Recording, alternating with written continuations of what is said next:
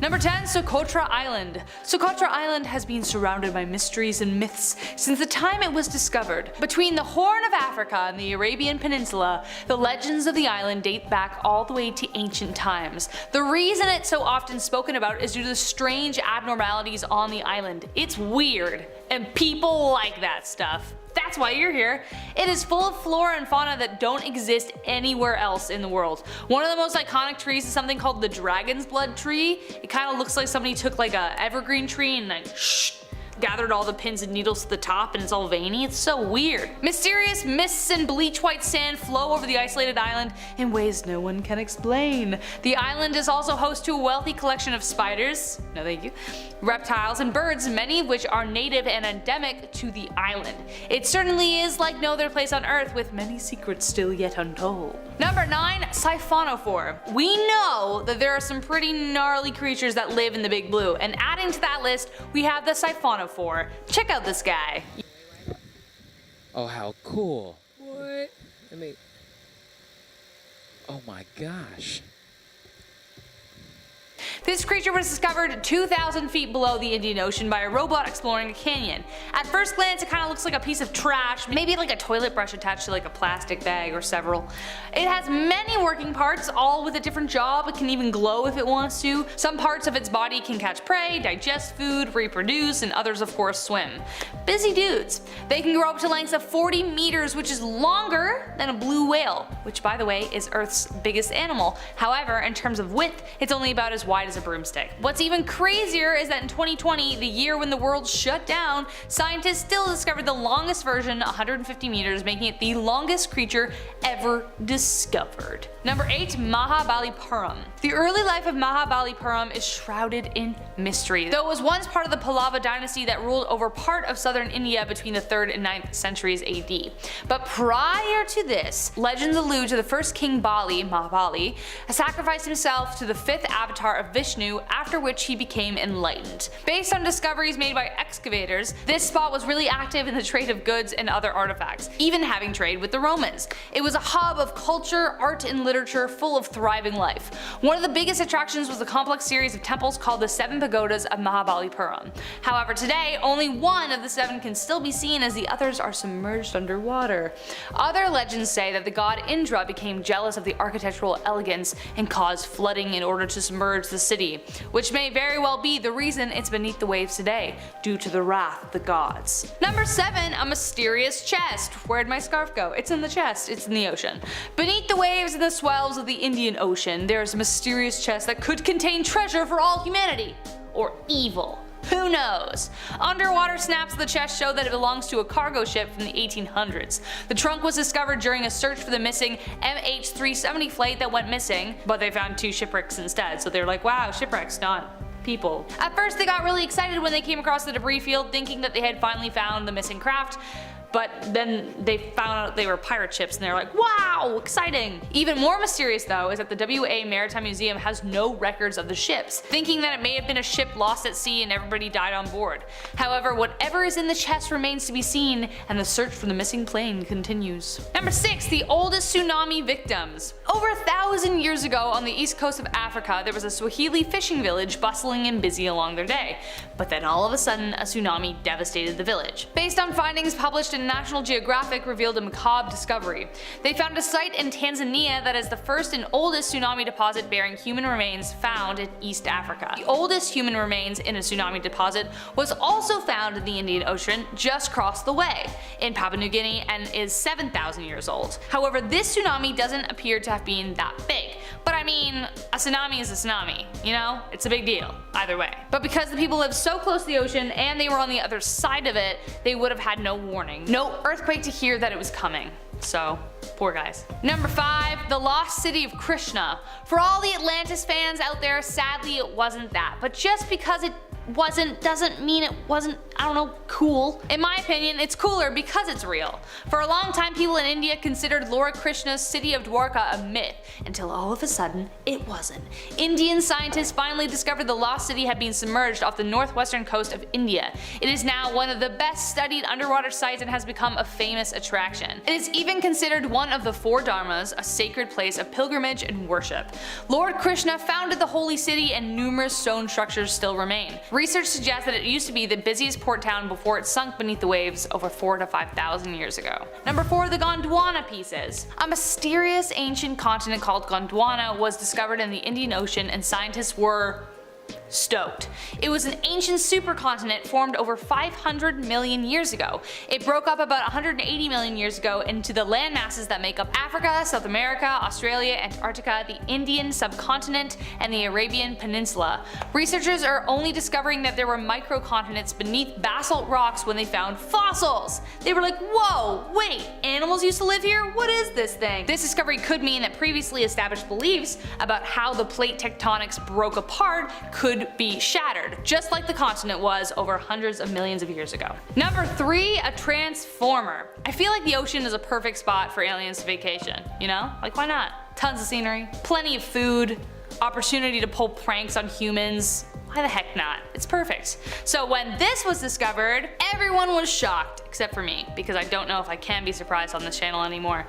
When a new species turns up, the first thing the world says, it's aliens! But this very well may be a new creature in the crazy world that lives beneath the waves. However, you have to admit the footage is pretty bizarre. It looks like a creature is literally transforming itself 3,700 feet below. Check out this clip. At 45 seconds in, it just looks like it's having a grand old time floating, like, whee! I'm going down. And then at 1 minute and 28 seconds in, it completely flips over and these little stripes of light reflect on its head. To me, it kind of looks like they are machine lights. It becomes more active and starts swimming around the craft almost as if it's teasing them. I don't know, friends, let me know what you think in the comments down below. New octopus or alien friend? Both. Number 2, Diego Garcia. Now I know this wasn't technically recovered, but it sure is terrifying. The island of Diego Garcia in the Indian Ocean has a murky and mystery past that the CIA doesn't like to talk about. It may have been their secret prison where they tormented their captives. The US government has persistently denied claims that it operated a secret war on terror within the confines of the island, but that wouldn't be the first time or last time they lied about something.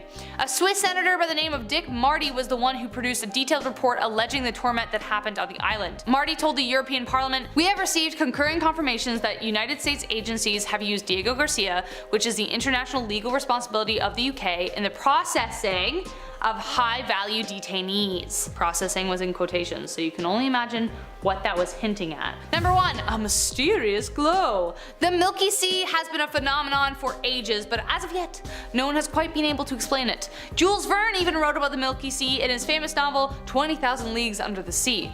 The legend of the Milky Sea became just that when sailors would come in from sailing. They'd be like, whoa, did you check out this weird sea that we came across? It was crazy. But they'd be like, dude, you're nuts. Even in modern times, scientists dismissed it because the level of bacteria needed to create that would be colossal and they considered that impossible. Yet it exists. Essentially, it's a glowing part of the Indian Ocean with an unknown source which remains under debate. The leading theory is that it has to do with large collective of bioluminescent fish plankton hanging about. The reason it was proven was that Steve Miller checked a British merchant vessel that reported seeing it in January 25th, 1995, and I quote, "On a clear moonless night while 150 nautical miles east of the Somalian coast, a whitish glow was observed on the horizon and, after 15 minutes of steaming, the ship was completely surrounded by a sea of milky white color. It appeared as though the ship was sailing over a field of snow or gliding over the clouds." Miller used the Defense Meteorological Satellite Program, DMSP, and its polar orbiting satellites to detect this ethereal event. He matched the coordinates recorded by the ship to the date, and then he found it when he actually just waited and watched for it. The glowing spot spanned 15,400 kilometers of glowing Indian Ocean for 3 nights in January. At number 10 we have an octopus nursery. 8-legged alien looking things with suction cups all over their arms and beaks for mouths. Octopus are creepy looking things, and to top it all off they can camouflage like a Navy SEAL, and they are super smart. If these are the kind of things that make your skin crawl, then just running into one of these guys would probably freak you out. Well, on the underwater expedition at the Davidson Seamount, there was a rather shocking discovery. They had a remote probe that was on the ocean floor around 10,000 feet, and they came across which seemed to be an octopus that was next to not just one, not just two, but a group of 1,000 octopuses in a nursery. They were all there laying their eggs and using the heat from the volcanic vent to keep them warm. I would hate to be the guy who accidentally steps into that crack and then gets devoured by thousands of sticky arms. But if you're at 10,000 feet underwater, you probably are already screwed. At number 9 we have the Siberian lake monster.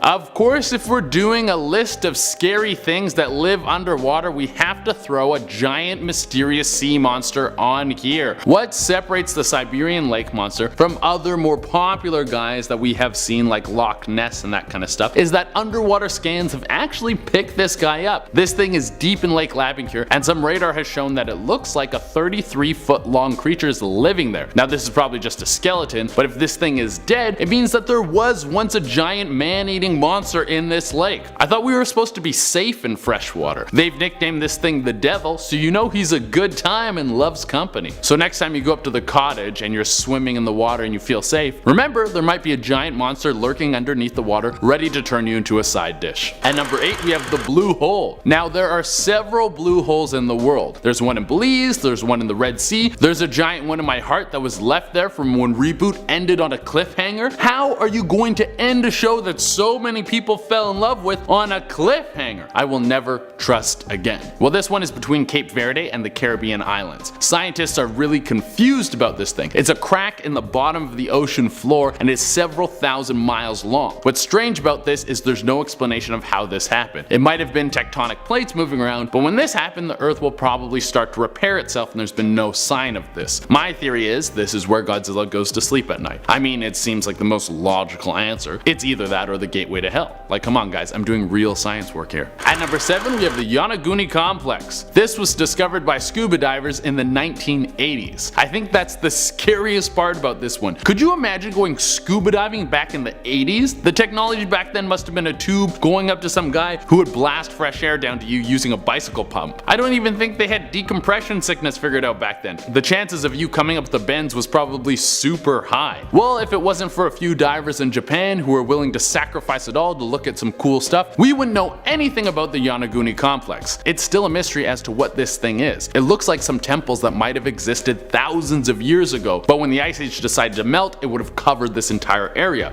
This could be why an entire civilization got plunged underwater. Or the temple could have been on a cliff, and then when a massive earthquake hit, it knocked the temple into the water. But like everything in life, there are some haters who say this whole thing is just a natural rock formation. Some people just want to ruin everything. At number 6 we have Anacorra Cista Twista. One of the reasons why the underwater world is such a mystery is because we find things like this in there. Sure, there are beautiful things down there like bright fish and chubby marine mammals, but there's also the unknown, unidentified organisms like Anacorra Cista Twista, which should be the name of an 80s hair metal band. But what is this thing? Well, it's a protist. And what is a protist, you may ask? Well, it's an organism that doesn't belong to any animal group, fungus, or plant group. What does that mean? I really have no idea, you guys. I think it means it could be an alien. Some alien came down to Earth for a swim and then scraped its knee on some coral, and now we have alien creatures running around the ocean, probably waiting for you to pee so it can swim up your pee hole and then work its way into your brain. It's really the only logical answer. At number 5 we have the Bimini Road. How were the pyramids made? Was it aliens coming down to share their technology and secrets with us, or was it just thousands upon thousands of slaves who sacrificed their lives and their spines to build them? Well, we don't know and we may never know, but the Bimini Road is another one of these mysteries. It's off the coast of the Bahamas, and it looks like it could have been a pathway that was placed perfectly with giant slabs of rock. Similar to the way the pyramids were made, it seems that these large slabs of rock were too large to be moved by man, and also like the pyramids, these giant slabs were also perfectly placed so well. So where does everyone's mind go when something like this happens? Well, magic or aliens. The logical answer is that this is a natural phenomenon of the water moving and hitting the rocks to make these formations, but people think that this was made using advanced technology from aliens and could have been the road to Atlantis. Honestly, I like the Atlantis theory much better. It's more fun. At number 4, we have colossal squid. Yeah, this thing is a big no thanks for me. So everyone always talks about how there might be sea monsters out there, but this thing actually exists. There's never been one caught alive, but several have washed onto shores dead, and they are massive. The largest one ever discovered was 45 feet long, and it was dead. So you know there was an even bigger one out there that killed this guy. They don't even have suckers on their tentacles, they have hooks. Let me say that again. This squid has 10 giant arms covered in hooks. This thing is straight out of a horror movie. Scientists aren't even sure what something this big eats. They think it probably feeds on whales or your deepest, darkest fears. I wouldn't be surprised if the colossal squid works part-time as a gatekeeper for hell. It makes me think that the old Greek stories about the Kraken might have been real. At number 3, we have underwater circles. Giant formations of circles that are formed underwater and nobody knows how they got there. These mysteries were discovered off the coast of North Carolina, Florida, and Belize. Now, what are they? Like many things on this list, myself and the entire scientific community have no idea. But here are some theories. Maybe they were formed naturally by either two things, water currents or some sort of animal mating ritual. Another idea is that these things were made by ancient civilizations before the Ice Age. All these things would have been above ground and might have been art left over by some old-timey tribes. And the third theory is that they look kind of like a bullseye, so it might be some sort of nuclear missile target, and if you hit it hard enough, the explosion will cause some sort of major natural disaster like an earthquake or tsunami, or if we're lucky, both. At number 2, we have Megalodon. If you have a fear of sharks, you're gonna love this one. Megalodon was a prehistoric shark that was even bigger than the giant hooked tentacle beast that was earlier on this list. If you've already forgotten about the colossal squid, it clocked in at around 45 feet long, where Megalodon was closer to 60 feet long. It was a 60-foot shark that could probably rip a blue whale in half in one bite. Well, maybe not that, but it was still a gargantuan creature with teeth the size of Brock Lesnar's fists. This thing wouldn't even chew you, it would just swallow you whole and then fart your skeleton out into the dark, cold ocean. At number 1 on our list, we have giant eyeball. A mysterious giant eyeball washed onto the shore of a Florida beach back in October of 2012. I don't know any other kind of giant eyeball other than a mysterious one. There's no super common regular giant eyeball just lying around. But this is also Florida. This is the state where people smoke crack at weddings and kiss alligators on the lips, so maybe it's a little more common over there. Well, this giant eyeball was found by Gino Cavalli, and he didn't know what the hell to make of it, so he took it home and then stuck it in his freezer. Then he called the cops, and the cops came in and told him, "We don't do giant eyeballs on the beach. You have to call the wildlife people." And then he called the wildlife people, and they were like, "What the hell is that?" And he was like, "I don't know. I brought it to you guys to try and figure out what it is." And then some people were like, "Maybe it's a sea monster," and other people were like, "No, it's probably from a marlin." And I think in the end, no one really knew what the hell it was. But just so you know, there's giant eyeballs out there just laying around the beach sometimes. Starting off this countdown, we have Gackle Ridge. The Gackle Ridge is located in the Arctic Ocean between Greenland and Siberia. This ridge is said to be the deepest mid-ocean ridge in the world. The depths are said to go up to 3 miles, hence why it has hardly been explored. It's just way too deep for divers, especially if they're diving into the unknown.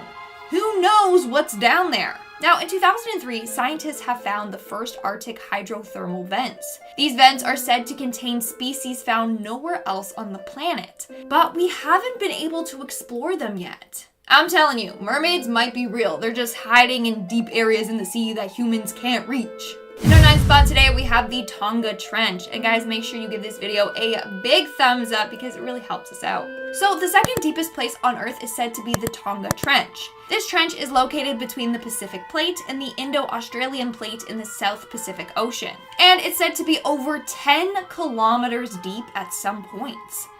Wow. But it could be way deeper than that. We just don't have the full ability to tell. Now, this trench is said to be home to a bunch of strange creatures. Also, during the Apollo 13 mission in 1970, they carried with them a radioisotope thermoelectric generator, which was supposed to remain on the moon. But that didn't happen, and instead, it survived re-entry into Earth and crashed into the Tonga Trench.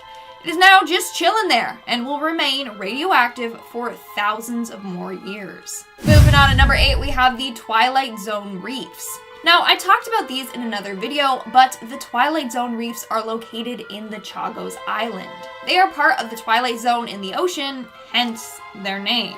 But there are areas of this reef that haven't been explored. This is due to a number of reasons. 1, the island is very remote and hard to get to. Number 2, you're only allowed to dive 25 meters down. Yeah, the island has this rule in place for divers, and I'm not really sure why. But going further than that is restricted. Now, this isn't the only coral reef which remains pretty mysterious. In fact, very few of the world's coral reefs have been studied deeper than 4 meters down. So who knows what's truly out there? In our 7th spot, we have the underwater cave systems. In 2018, a bunch of explorers discovered a number of underwater caverns in the Mexican Yucatan Peninsula. They are now considered the world's largest underwater cave system. Not only that, but they have found ancient Mayan artifacts down there. It's incredible. They believe that the caves are around 215 miles long, but they could be even bigger than that. They also found a bunch of unknown plant and animal species down there as well. It's gonna take us several more years before they fully map out this entire cave system, as well as explore the full thing. It just scares me that there could be like these terrifying human-eating creatures out there and we don't even know it. Moving on to number 6, we have the unknown. Like I said, humans have barely explored any of the ocean. We truly don't know what's all the way down in the deepest depths. In fact, scientists think that when we do have the capability to explore the ocean more, we'll find even deeper points than the Mariana Trench. The ocean is just way too vast. It's gonna take us hundreds of more years before we even explore half of it. So basically, we don't know what places humans have never gone to because we haven't even found those places yet. There could be hundreds more underwater caverns and new species out there. Hey, maybe the Kraken or even the Loch Ness Monster is real. It's just hiding in a place we haven't explored yet. Just a little food for thought. Just think about it. Think about it. We're now at our 5th and halfway mark with the deep sea vents. So the ocean floor is covered in hydrothermal vents. They are formed when seawater circulates through hot volcanic rocks. The heat then circulates into the cold water and BAM! It creates these sea vents. There's more to it, but that's just the simplified version of it. Anyways, some of these vents are so hot that they can melt your flesh off with ease. So there's a bunch of areas where humans can't go unless they want to be roasted alive. The biggest plumes out there can reach up to 18 stories tall. So, damn. No one wants to go anywhere near them. Moving on to number 4, we have the Dragon's Triangle, otherwise known as the Pacific Bermuda Triangle. Now, this isn't to be confused with the main Bermuda Triangle. That's located in the Atlantic Ocean. But the Pacific has its own equivalent, which they call the Dragon's Triangle or the Devil's Sea or the Pacific Bermuda Triangle. So basically, this area is blamed for the disappearance of many different ships and military vessels. In fact, it's considered one of the most dangerous marine locations around the world. As a result, no human has ever dared to dive down there and see what's up. Now, in 1950, a team of researchers did go there to see what was going on, but apparently they vanished as well. Their bodies never found. So yeah, like I said, when stuff like that happens, no one wants to follow in their lead and go exploring. Over the years, a number of US and Japanese ships have gone missing in that area. One time, 9 American ships went missing in that area in perfect weather. To this day, they haven't been found, and we literally don't know what happened to them. Okay, so it's pretty freaky. What's going on there? In our 3rd spot today, we have Point Nemo. And no, it wasn't named after the movie Finding Nemo. I was disappointed when I learned that out. But anyways, this area is said to be the most remote oceanic location in the world. It's also considered one of the world's most hard to reach places. That's due to the fact that it's so isolated from other places. The nearest land is 2,688 kilometers from it. As a result, no one really goes there. I mean, why would they if it's so far away? But rumor has it that this place is a space junk cemetery. Since no one goes there, that's just kind of where they discard of old rockets and satellites and stuff. It's said that over 100 decommissioned spacecrafts are in that area. So if someone goes diving around there, is that what they're gonna find or what? No clue. We might never know. In our second spot, we have the Challenger Deep. So at the very bottom of the Mariana Trench, there is a point called the Challenger Deep, which is the deepest point known on Earth. Now, there have been a very small number of divers that have gone or attempted to go there, but it's way too hard to stay down there for extended periods of time. Plus, they need very special diving equipment in order to do so. As with the other unexplored ocean places, we don't know much about what lives down there. But some of the fish and animals that have been found there are super creepy and weird, like the giant tube worm.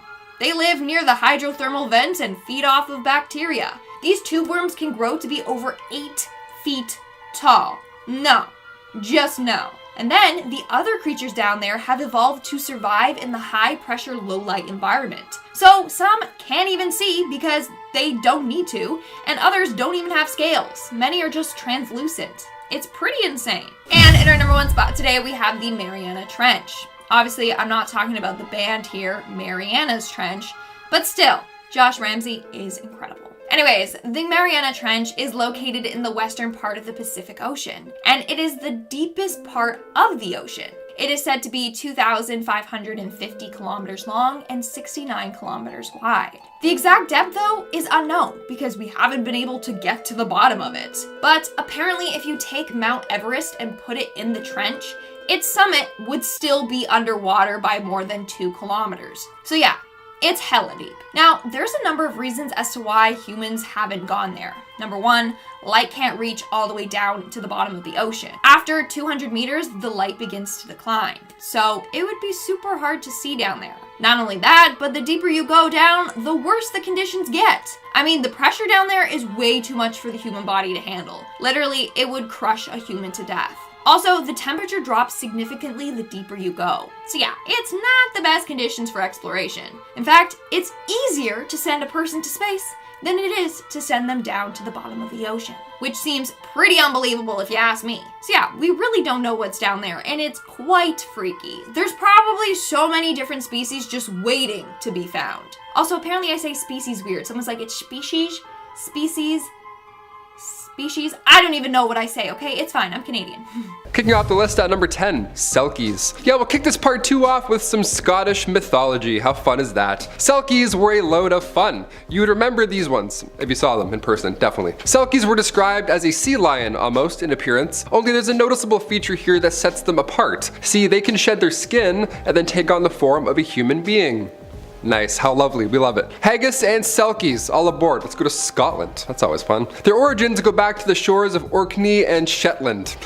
So Scottish, those names, I love it. Yeah, I live in Shetland. The weather's shite, and over in Shetland. It's shite in Shetland. One tale is pretty haunting. I'm for sure counting this as a curse because, well, how else would you describe this scenario? When a female Selkie shed her skin once upon a time, a sailor captured her. He didn't know what he was in for at first because after he caught her, they, thinking it was a fish, sea lion creature, they were then forced into marriage. Legally, I guess, by the sea? I don't know how curses work. If the Selkie were to ever find her skin, her original sea lion fish form skin, at that point her husband would pass away instantly, and then she would be free to go back into the sea. Yeah, it's like Finding Nemo 3, maybe. That sounds like a decent plot. The ultimate right swipe. What a curse. He's like, I think I got a, oh no, it's a wife. If you're ever fishing or sailing the high seas near Scotland, anything that resembles a sea lion, just don't go near it. Don't marry it, okay? Don't go near her at all. She'll take your house and your car and your kids. You don't want any part of that smoke. She'll take everything. Number 9, Roman sea curse. The 1st century, a good place to begin with most things that are horrible. Let's talk about the Romans. The Romans did things a little different back in time. We can't figure out how they engineered aqueducts yet, or how that many people watch Colosseum battles. I can't watch an armbar on YouTube, let alone bring my family to the Colosseum. No idea how that happened, but they did it.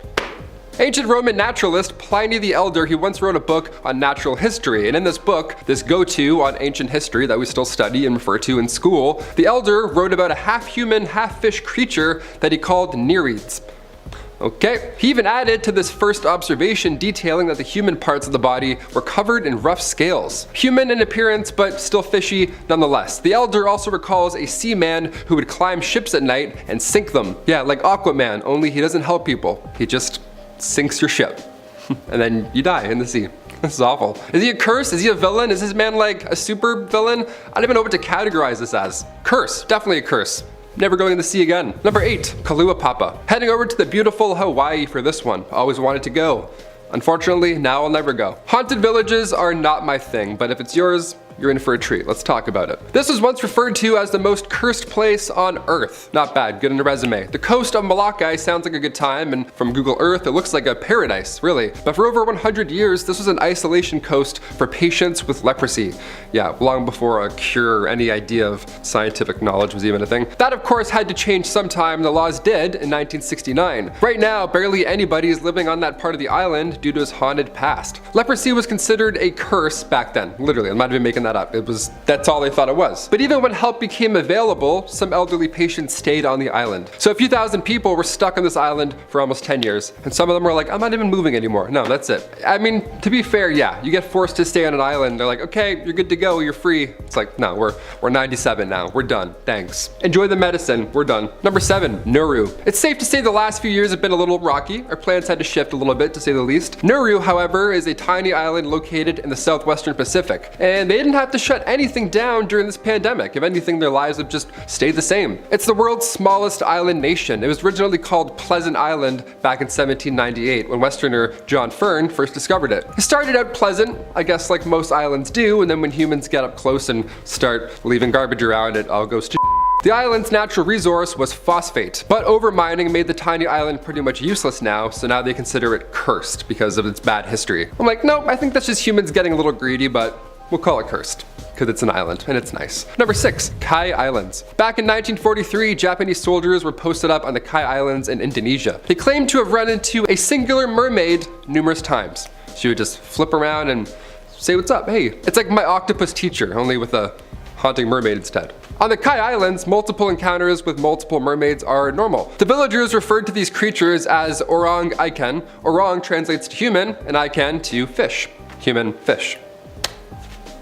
Mermaids. While on patrol, Sergeant Taro Horiba had instructed the village chief to pass on any information if anyone sees any of these things. Of course, once I hear about this, I'd be like, yeah, can someone tell me if you see this? I would love to have a glimpse. Somebody saw one, and then they ended up capturing it, and then Sergeant Horiba recalls the mermaid as being around 5 feet tall, and their skin was pinkish, its face was human, but it had spikes around their head, and its mouth was that of a fish's mouth. So pretty haunting and pretty hard to forget, I would say. This was 1943, so not that long ago, but again, the scientific community wasn't exactly sold yet. Nothing ever came from this, obviously, or else we'd hear from it. But weirdly, I believe this encounter. It's like when it comes to curses and areas, some are kind of fishy, pun intended. This one's believable. I don't know. A carp mouth is more believable than silvery blonde hair and flirting with you as you pass by. Know what I mean? If it's described as something haunting, I'll believe it. Number 5, the Bermuda Triangle. Ah, the old classic. How cursed is this historical triangle? Do disappearances still happen today? Well, yes, definitely, absolutely. Are there the same amount of disappearances all over and not just that specific triangle in any way, shape, or form? Also yes. The Bermuda Triangle, given the amount of volume it sees every year, does not see more shipwrecks per se, but back in the early 19th century, there was a few disappearances that I could see definitely being cursed. I could see why we'd avoid that one specific Illuminati-shaped area of the ocean. The USS Cyclops, for example, this was a historic one. So far, the leading theory on this ship's fate is a rogue wave, kind of like an interstellar, just a random, massive wave that just ruins everybody's day. But it's never been found, so we still have no idea to this day. The USS Cyclops went missing back in March 1918 in the Triangle of Doom. Sadly, there were no survivors. The wreck is still MIA. With many of these ships not even making a distress call, the tales are bound to follow. The cursed idea is bound to, set in place. When it comes to sea curses, we're only just scratching the surface with the USS Cyclops. Later on in 1945, there was another incident. This one as well, pretty noteworthy, all things considered. 5 torpedo planes went missing carrying 14 men. That was bad already, but the search plane that went looking for them also went missing in the same area. So cursed? Yeah, I don't know what else to call that. It's a pretty specific area nonetheless. Number 4, the Kraken. For ages now, sailors from Norway and Greenland have shared tales of a giant sea monster. very specific one that they call the Kraken. It's got tentacles big enough to pull you out of your boat. So yeah, you'll remember it. You're gonna want to talk about this. In 1857, Danish naturalist Japetus Steenstrup found a large squid beak. And soon after, this man was sent parts of another specimen from the Bahamas. So everyone was on board. They were trying to figure this out as a community. So he concluded with all this evidence that the Kraken is very real and is part of a species of giant squid called Arthitusius dux, which translates to ruling squid in Latin. Sounds very evil. Very little is known about giant squid in general. They're so hard to track, but when we did get a photo of one in 2005 and then a video of another in 2013, it's fitting the picture. Things are starting to connect. I don't know, some dots are connecting. Legend has it this thing is very real. Eyewitness reports from sailors describe a 60-foot long, tall, wide, huge giant squid. Again, could have been one of these newly discovered giant squid, but who's really to tell?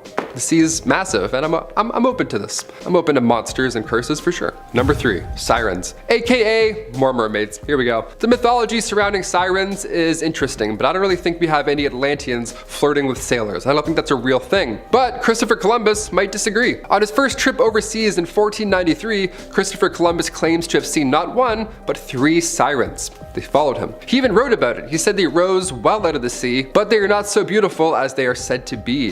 Dr. Seuss guy, is he rhyming now all of a sudden? Who does he think he is? For their faces had some masculine traits. I think I would be a very cute mermaid. Thank you very much, Chris. I mean, I don't know what that means. Okay. So what did he see? I mean, when it comes to correctly identifying places or people, obviously Chris can get confused. Yeah, he's not really the go-to guy. So historians believe Columbus may have seen a few manatees, which is even funnier now. He's like, yeah, mermaids aren't that attractive. Chris, those are manatees. Those aren't humans. He's like, oh, damn. It's like, you thought they were a little attractive, Chris? Their skin is pink and fleshy, so that's a fair mix-up, I guess. Not really cursed at all, but I'm like, yeah, it's the things that happen around all that is quite cursed. Number 2, the Baltic Sea anomaly. This one, pretty cursed aliens, I don't know, somewhere in the middle, here we go. Back in 2011, divers accidentally discovered this 60-meter wide, 300-meter long entity. We'll say that. Or a rock. It's a big shaped rock. They found it 90 meters down in the Baltic Sea, right in the Gulf of Botnia. It's round in shape, so naturally people think this thing is a UFO that was lost many moons ago. The diving team returned, obviously, but they couldn't get a clear shot of it because there was interruptions. There was some mysterious electrical interferences when they tried to get close. A little odd right there. Those aliens in there have ad blocker or something. I don't know what's going on. Samples of the rock were studied and the Ocean X team gave them to a professor at Stockholm University, and among the samples were granite and sandstone. So do you guys think this is a natural rock formation? Kind of seems like it is here, but what's up with the failing technology around it? Is something else going on? Some say it's the Millennium Falcon. I don't know. The force is strong with this one. Number 1, Atlantis. Of course, we have to end on the lost city of Atlantis. What happened? Was the island cursed from the beginning? Is it a warning to the other islands near it? This map here is from 1664, and the creator of the map, Athanasius Kircher, who was a scholar who studied ancient Egypt and volcanoes, pretty historical resume, pretty accurate resume, all things considered. He also included an island that does not exist, or maybe once did and now doesn't. He claimed the island was sourced from Egyptian maps, that he found a map in those archives and that's where he got it from. It wasn't like his idea or anything. This is starting to feel like national treasure a bit. I'm into this. The first story of Atlantis was written in 360 BC, and the description Plato gave was a lot different than how we would imagine a deep sea paradise city. He actually described it as an imperfect society. It was a cursed society, if anything, that had become corrupt by its own wealth. Atlantis is starting to sound a lot like Gotham City. I don't really think I want to go there anymore. Oh boy. Maybe that's why Batman and Aquaman, now I'm getting it. Researchers have come to a conclusion that if this island was not underwater and it was still somehow on the surface, well, they'd probably be quite aggressive. Nothing like Disney's Atlantis at all. It would just be like those uncontacted tribes, realistically. Starting off this countdown, we had the HMS Sea Serpent. In August of 1848, the crew on the HMS Daedalus was sailing in the South Atlantic when they spotted this terrifying creature. According to the ship's captain and several members of the crew, they claimed that the monster was 60 feet in length, with 4 feet of its head raising out of the water. This massive sea beast lurked around the ship for 20 minutes before taking off. To this day, we don't know what it is that they saw. They described it as being a long snake with a dragon's head. Pretty weird and creepy, right? Well, they aren't the only ones who witnessed this too. It was spotted a second time by the American brig Daphne, and in fact, crew on board even shot at it. Scientists claim that maybe they just saw a whale. But come on, a bunch of experienced sailors would know the difference between a whale and something that's not a whale. And at number 9 today we have the Mary Celeste. And if you guys are liking this video so far, make sure to give it a big thumbs up. To this day, the mysterious case of the Mary Celeste is considered one of the creepiest cases in nautical history. Basically, in 1872, the Mary Celeste was found abandoned in the middle of choppy waters. The crew was nowhere to be found. All the cargo on board remained untouched. Now, the lifeboats were missing, which makes people believe that the crew tried to get off the ship and flee. But why would they just abandon their ship like that? Well, we got a number of theories. 1, a sea monster got them. 2, a pirate takeover occurred. 3, they were abducted by aliens. Or 4, they consumed bad food and they all went mad. I know, it seems wild. To make matters weirder though, the crew and lifeboats were never found. No one knows what happened aboard that ship. In our 8th spot, we have the Baltic Sea anomaly. In 2011, a group of divers went out looking for treasure in the Baltic Sea, and they came across something weird. It was a 70-meter long weird object laying 300 feet below sea level. This thing has since been named the Baltic Sea anomaly, and no one knows what the heck it is. It's just this massive steel-looking structure shaped like a disc with some weird patterns on it. Gets weirder when the divers claim their equipment randomly stopped working when they got closer to the object. There was a massive electrical interference there. So what is this thing? Honestly, we don't know, but some people think it's a glacial deposit left from thawing glaciers. Or it's part of a UFO spacecraft from one extreme to another. Could be either or, who knows. In our 7th spot, we have the 3 men. In 2007, 3 Australian men headed out on an expedition together. 3 days later, their ship was found drifting by itself in the middle of the ocean. The men were nowhere to be found. That's not all. On the ship, they found knives all over the cabin floor, as if there had been a fight and people were scrambling for weapons. What happened to these men still remains a mystery to this day. But of course, we got the theories. 1 is that they got into a devastating fight and they all ended up dying. Or 2, their propeller became snarled in a fishing line. 1 dude went to go free the line but then fell into the ocean. The 2nd dude tried to save him and then fell in as well, and then so on with the 3rd guy, or who even knows. Okay, we don't know for sure, that's just a theory. The only thing we do know is that this case is pretty creepy. Moving on to number 6, we have the Kraken.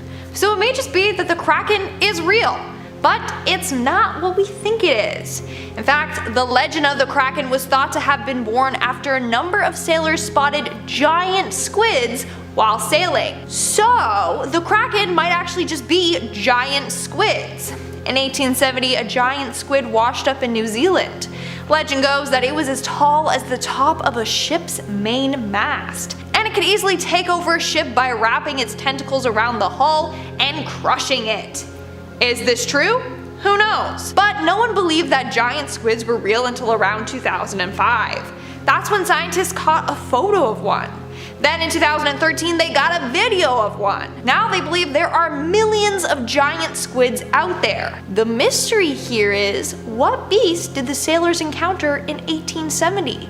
Was it a ginormous squid, or was it a kraken, or is a squid a kraken? Who even knows, okay? There's just so many questions out there that we need answers to. We're now at our 5th and halfway mark with the cursed shipwreck. Back in the early 2000s, a natural gas company was laying pipeline in the ocean when they came across a shipwreck. Nowadays, this shipwreck is considered cursed or haunted. Let me explain why. So after the shipwreck was discovered, a team was sent down there to check it out. But everything that could go wrong did. First, the exploration sub malfunctioned right as it was getting ready to explore the wreck. Then the Navy sent a research sub down there and it literally self-destructed upon entering the water. Then over the course of a couple of years, other attempts have been made to explore the ship, but those have gone wrong as well. None have been successful. So now it's believed that this ship is cursed and doesn't want anyone entering it. In our 4th spot, we have the disappearing submarines. In 1968, 4 different submarines all mysteriously went missing. As a result, people believe that this can no way just be a coincidence. something was out there sinking these subs. The subs were the USS Scorpion, the Soviet submarine K-129, a French submarine Minerve, and the INS Dakar. In fact, the French sub and the INS Dakar disappeared only 4 days apart. The French submarine has still never been found. What's weird is that it disappeared only an hour away from its port, so you think they'd be able to track it down, but nope. So what are the odds that 4 massive submarines go missing the exact same year? What could have caused this? We'll probably never know. In our third spot, we have Sylvester Butler Jr. Apparently a number of people mysteriously vanish off of cruise ships each year. Most of them have never been found. Today, let's look at the weird case of Sylvester Butler Jr. In May of 2017, Sylvester boarded a cruise ship headed to the Pacific Islands. While on board though, the crew noticed he was acting weird. He kept to himself, barely talked to anyone else, and housekeeping claimed that he never unpacked his bags. The only charge on his bill was the occasional soft drink he would order to his room. Also, every time the cruise made a stop, he never left the ship. Then somewhere between Fiji and the final port Sydney, crew noticed that he was missing. No one knows what happened to him. And the ship's CCTV footage revealed nothing. It's sad, but theory goes that Butler jumped off the ship and took his own life. Apparently he suffered from a chronic genetic kidney disease, so maybe he wanted to end his suffering, but we don't know for sure. On top of that, I believe that his body was never found. Coming in our second spot today, we have the Stronsay Beast. The Stronsay Beast is the name given to a massive carcass that washed ashore on Stronsay Island on September of 1808.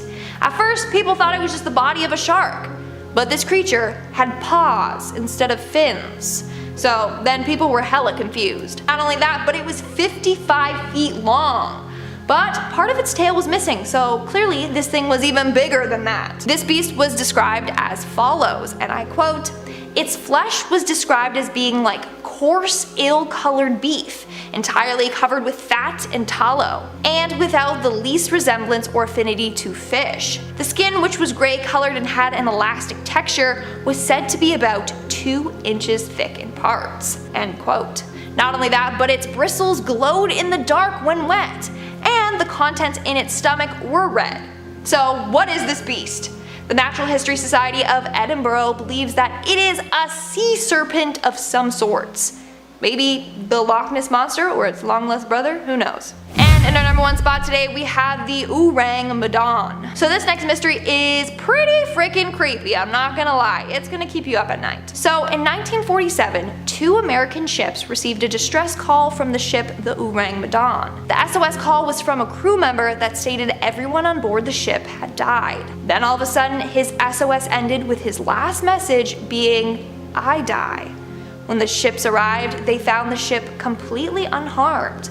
The entire crew, including a dog on board, had died.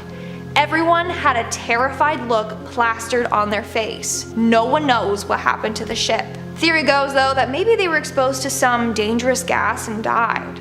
That seems to be the most common theory out there. Starting off this countdown, we have the mysterious sunken ship. So the National Oceanic and Atmospheric Administration uses a remote operated vehicle called the Deep Discoverer in order to explore uncharted areas in the ocean and collect samples from them. Well, while diving in the Gulf of Mexico, they found an unknown shipwreck, which was then given the name number 15377. The Deep Discoverer was then able to take photos of the shipwreck and take samples from it. After doing so, they discovered that the shipwreck probably happened before the 1830s. It was a merchant ship built for distance, but that's all we know. The rest is history and a mystery. In our 9th spot today, we have the Atlit Yam ruins. This is a completely submerged ancient city that can be found 10 meters below sea level. It was first discovered in 1984 by a marine archaeologist, Juha Galili. Since then, a number of expeditions have took place in order to unearth the city and find out more about it. What's fascinating about this place is that right in the middle it has this massive 10-acre stone circle thing. We still don't know much about this structure. One theory though is that it was used for some kind of ritual, but we still don't know. Not only that, scientists don't know how the city sunk. Theory goes that the city was struck by a tsunami which caused a volcanic eruption,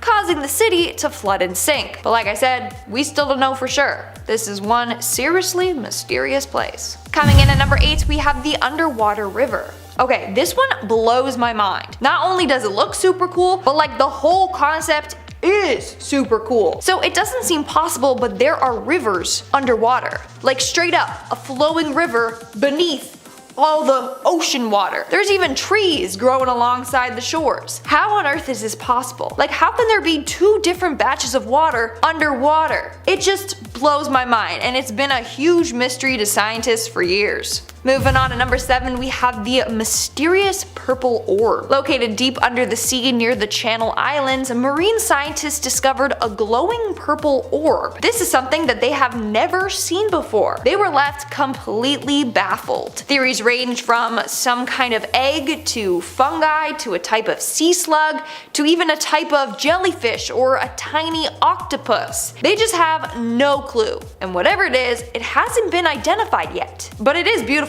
That's for sure. Whatever it is. Moving on at number 6, we have the world's oldest city. Back in 2001, the remains of an ancient city were found at the bottom of the ocean off the coast of India. In fact, it was found by complete accident. The divers ended up finding pieces of sculptures, human remains, artwork, and wooden furniture. A piece of wood from the furniture dates back to at least 9,000 plus years ago. Now, this was a huge breakthrough because it completely rewrites the history in that area. Now, the city is huge. It's basically the size of Manhattan. They have massive walls and plazas, and like I said, the structure dates back to 9,000 years ago, which is 5,000 years older than any city discovered by archaeologists anywhere, and they barely know anything about it. That's why it's hella mysterious. We are now at our 5th and halfway mark with the Lost Road or Highway. The Bimini Road is a rock formation in the Bahamas composed of rectangular shaped limestone blocks. It was first discovered back in 1968 by a diver. In fact, when he reported his findings, he said it just looked like pavement. So then some archaeologists took a dive to see what it was all about. They deemed it man-made as the stones were purposefully lined in a linear formation. The road goes on straight for about half a mile before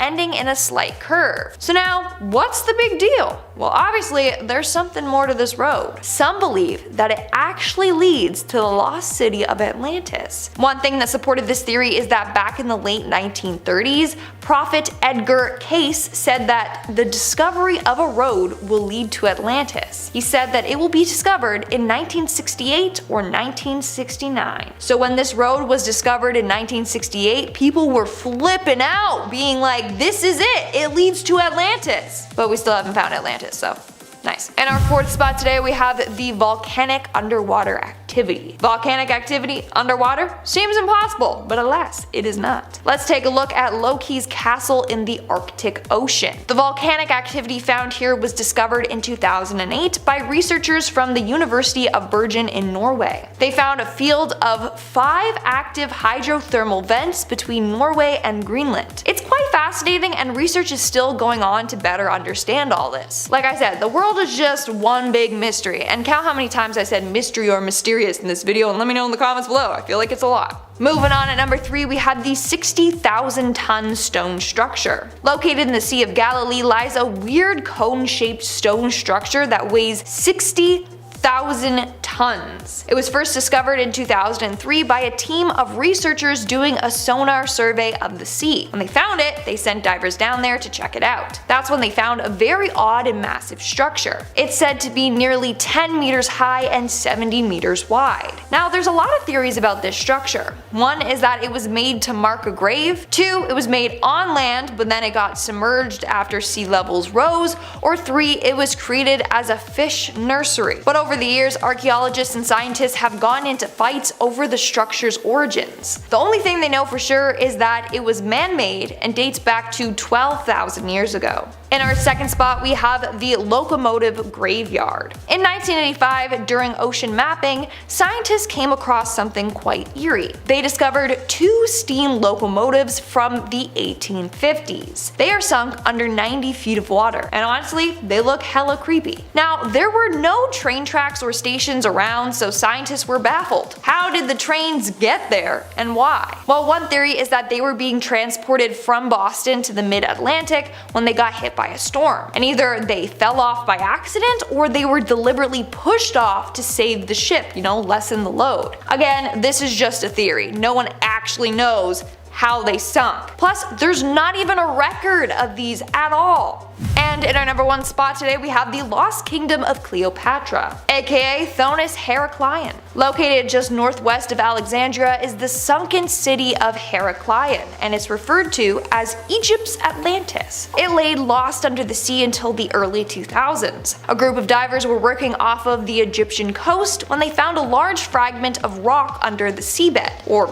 so they thought. It was just rock. When they brought it out of the water, they found it to be a sculpture of the Egyptian god of fertility, Hapi. After this discovery, they madly went to work exploring the area. They ended up discovering pieces of pottery, ancient coins, jewelry, busts, and ruins of temples. How the city ended up underwater is still a mystery. One theory is that it has to do with the rising sea levels and crumbling foundations of the city, causing it to slide into the Mediterranean Sea. Starting off this list in our number 10 spot, we have plastic crustaceans. A few years ago, there were little shrimp-like creatures that were found 2,000 feet deep in the ocean, and of course none other than the Mariana Trench. The little shrimpy crustaceans are approximately 2 inches long. You might be sitting there thinking, Olivia, a shrimp is not an interesting enough creature to have on this list, but it was when researchers looked into them further, more specifically into their bellies, when things got a little weird. After further research, scientists realized that there was plastic in the bellies of all of these crustaceans. They found PET, which is a common plastic resin that is most commonly used in the fibers for clothing, packaging for food,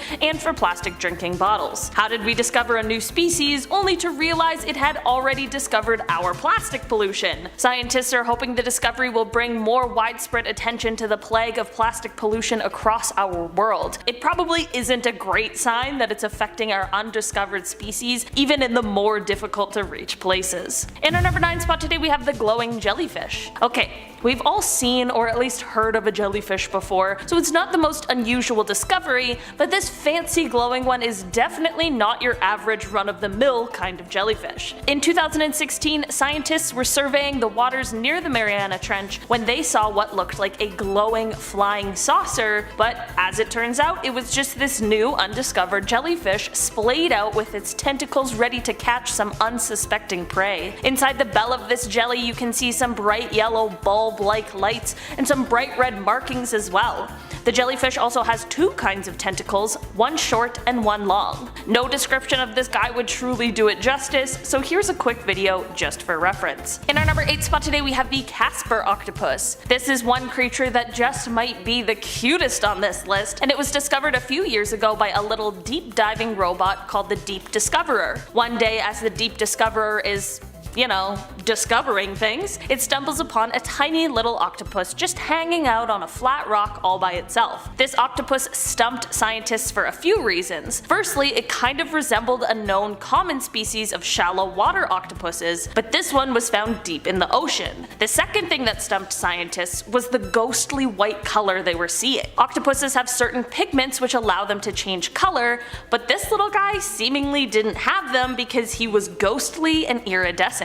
At the time of the discovery, scientists were pretty sure this guy was a brand new species of octopus and even believed that it may belong to its own genus as well. In our number 7 spot today, we have the Mariana snailfish. In May of 2017, the Mariana snailfish was caught on film at a depth of 8,178 meters in the Mariana Trench. At the time, this was the deepest fish ever recorded, which was a huge step forward for science. The fish was captured on video by a special little lander robot that was specifically designed for the crushing pressures of the deep sea in depths below 600 meters. The camera apparently had some sort of mackerel bait in order to entice the deep sea dwellers into getting close so the camera could get a good look at them. While this snailfish was an already known species, this video was able to catch it swimming 100 meters deeper than it ever had been found before. Was this guy just swimming to the beat of his own drum?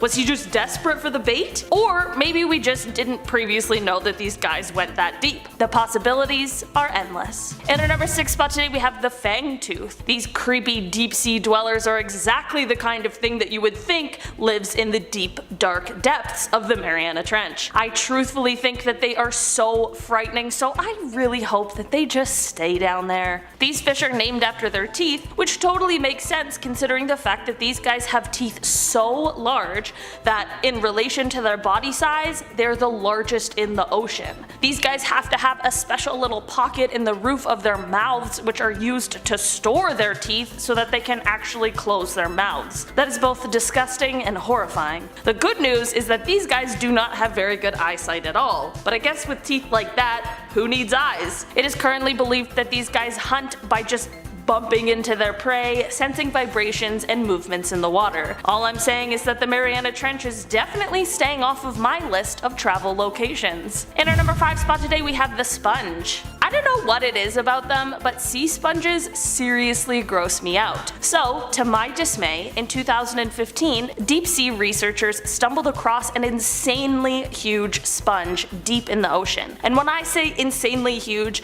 I'm talking about the biggest one we've ever found, the size of a van kind of huge. This thing looks like a huge brain and is approximately 11.5 feet long, 6.5 feet high, and almost 5 feet wide. Researchers explained that huge sponges like this one are integral to providing key ecosystem services like filtering a ton of seawater, as well as the fact that they act as a habitat for a ton of different invertebrate and microbial species. Sea sponges are apparently really difficult to date, but it is known that some can live as long as 2,300 years, which is insane. So I guess while they look ultra weird and really freak me out, they aren't all that bad and do some really important work. Just another case of not judging a book by its cover. In our number 4 spot today we have the Gran Rojo jellyfish. These guys were first discovered in the mid-1990s and weren't officially categorized as a new species until 2003. Not only did their discovery come with a new species classification, but also a new subfamily. The species was originally being called Big Ugly, which seems like an unnecessary roast, but after some time it was much more affectionately named Big Red. These guys are the largest of all sea jellies, growing to be around 76 centimeters in diameter. They have 4 to 7 fleshy arms rather than the tentacles we're used to seeing on jellies. While most jellies are transparent, these guys are red all over. Because of their deep sea habitat, there is still so much we don't know about them, and only 23 have ever been actually found and identified, so while the research is currently lacking, scientists are doing their best to get us some more answers on these big red jellyfish. In our number 3 spot today we have the barrel eye. Okay, this guy is one weird looking fish. The barrel eye fish is also known as a spookfish, and they of course get their names due to their appearance. The fish are relatively small and are best known for their extremely unusual, transparent, fluid-filled heads. When these fish were first discovered, there were so many questions surrounding them. At first, scientists thought that their eyes were fixed in place, but after further research, it was able to be determined that they are able to rotate them both up and forward. This fish is usually found motionless, just hanging out in depths of around 600 to 800 meters or 2,000 to 2,600 feet in the ocean. This fish has been known for quite some time, with the first discovery coming in 1939, but it wasn't until 2004 that a photographer of a live one was captured for the world to also see how unique these guys really are. There also used to be many drawings of these guys, but never with their transparent head because of the fact that it gets destroyed when the fish is brought up from the deep sea. So, not that I think anyone is gonna go diving in the Mariana Trench soon, but if you do, don't bring these guys up from their home. They're happy down there with their heads fully intact. In our number 2 spot today we have the vampire squid. The vampire squid is the last surviving member of its order, and it has similarities with both the squid as well as the octopus, which might make it a contender for most threatening animal on today's list. Like the Dumbo octopus from part 1 of this video, this guy has little ear-like fins fins that help it propel itself through the water, but unlike the Dumbo octopus, it isn't small and cute and sweet looking. Like a jellyfish, the vampire squid has a gelatinous body that helps it move quicker through the depths of the sea. The vampire squid is covered in light-producing organs called photophores, which they are able to use in a way that produces disorienting flashes so as to confuse their prey. While the vampire squid doesn't have ink, it does have the ability, when in really dangerous situations, to shoot out a bioluminescent mucus at whatever is attacking it. Also, the squid is able to regenerate its arms. So I think this all goes to say that if you were in a fight with a vampire squid, I really hope you came prepared, because he sure did. In our number 1 spot today we have the ghost fish. Okay, well of course I had to end off today's list with just one more deep sea ghostly creature, and this one is actually super cool. This little ghost fish was caught on camera in 2016 as it was casually swimming along a ridge around 8,202 feet or 2,500 meters deep in the ocean. The fish is around 10 centimeters long and has translucent, scaleless skin and the creepiest, colorless eyes on any fish I've ever seen. Here's the craziest thing about this whole ordeal though. This was the first time a live fish from its family has ever been seen before. This little fish swimming along, minding his own business, has absolutely no idea that he was a huge discovery for the human scientists on land. There is still so much that is left a mystery about these guys, but any kind of new discovery is most definitely always a step in the right direction. Starting off this countdown, we have the giant cannibal shark. Sounds like something straight out of a horror movie. Honestly, maybe it is. So in 2003, scientists tagged a 9-foot-long great white shark. They did this in order to study the temperature changes in the ocean. Here's the thing. Several months later, the tag washed up on shore. The shark, nowhere to be seen. They checked the information on the tag, and that's when they were shocked. About 4 months after the tag was put on the shark, it dove to around 1,900 feet. They believe that's because the shark was attacked and eaten by something. But what creature in the ocean is going around eating a 9-foot-long great white shark? They still don't know. It could be a massive sea creature that we haven't found yet. Or they think it might be an even bigger shark, making it a massive cannibal shark. If you're not afraid of the ocean yet, then this for sure has done it for you. Coming in at number 9, we have the lost city of Atlantis. There's a city that lies sunken underwater just off the coast of the Japanese island Yonaguni, making it Japan's very own Atlantis. Many people believe that the city is around 5,000 years old. There are complete pyramids, ruins of a castle, structures etched with faces, and rock sculptures that look like animals all underwater. It's theorized that a terrible earthquake caused the city to be engulfed by water. But to this day, we don't know the true origins of this mysterious underwater city. Conspiracy theorists believe that the CIA destroyed this island in order to expand America's economic zone. Unless we travel back in time, there's no way to find out more about the city and what happened to it. Coming in at number 8, we have Carol A. Deering, aka the ghost ship of the Outer Banks. So on January 31st, 1921, the Carol A. Deering was found abandoned off of Cape Hatteras in North Carolina. The crew was nowhere to be found. On top of that, tons of stuff was missing from the ship, including the crew's personal belongings, life rafts, logbooks, and navigational equipment. To this day, no one knows what happened to the crew aboard the ship. But of course, we got some theories. Theory 1 is that a mutiny occurred. Theory 2 is that they were ransacked by pirates. Theory 3 is that they were taking part in rum running. People stole the ship to use for the rum running. And when they were done, they just abandoned the ship and left it there. But like I said before, we don't know for sure. In our 7th spot, we have the electronic fog. Okay, this one is pretty weird, not gonna lie. So on December 4th, 1970, a man named Rob McGregor was flying over the Bermuda Triangle when he was met by this weird tunnel-shaped vortex. He entered it, and apparently his wings sounded like they were scraping along metal. All of the electronic and magnetic navigational instruments malfunctioned. When he looked up, all he saw was a dull gray fog. Also, there were strange clouds forming behind the airplane. They were only in the clouds for a couple of minutes, but claimed that they traveled for 40 minutes. When they got out of the fog, they were over Miami Beach, a flight that would have taken 75 minutes. He believes that this weird fog is what has caused other planes and boats and passengers to disappear in the Bermuda Triangle. So what is this weird electronic fog that he encountered while over the ocean? That's something I want to know. In our sixth spot today, we have the time travel. Legend goes that one day 3 ships were traveling through the Bermuda Triangle. Everything was going fine until they encountered a mysterious fog. When they emerged through the other end of the fog, there were only 2 ships.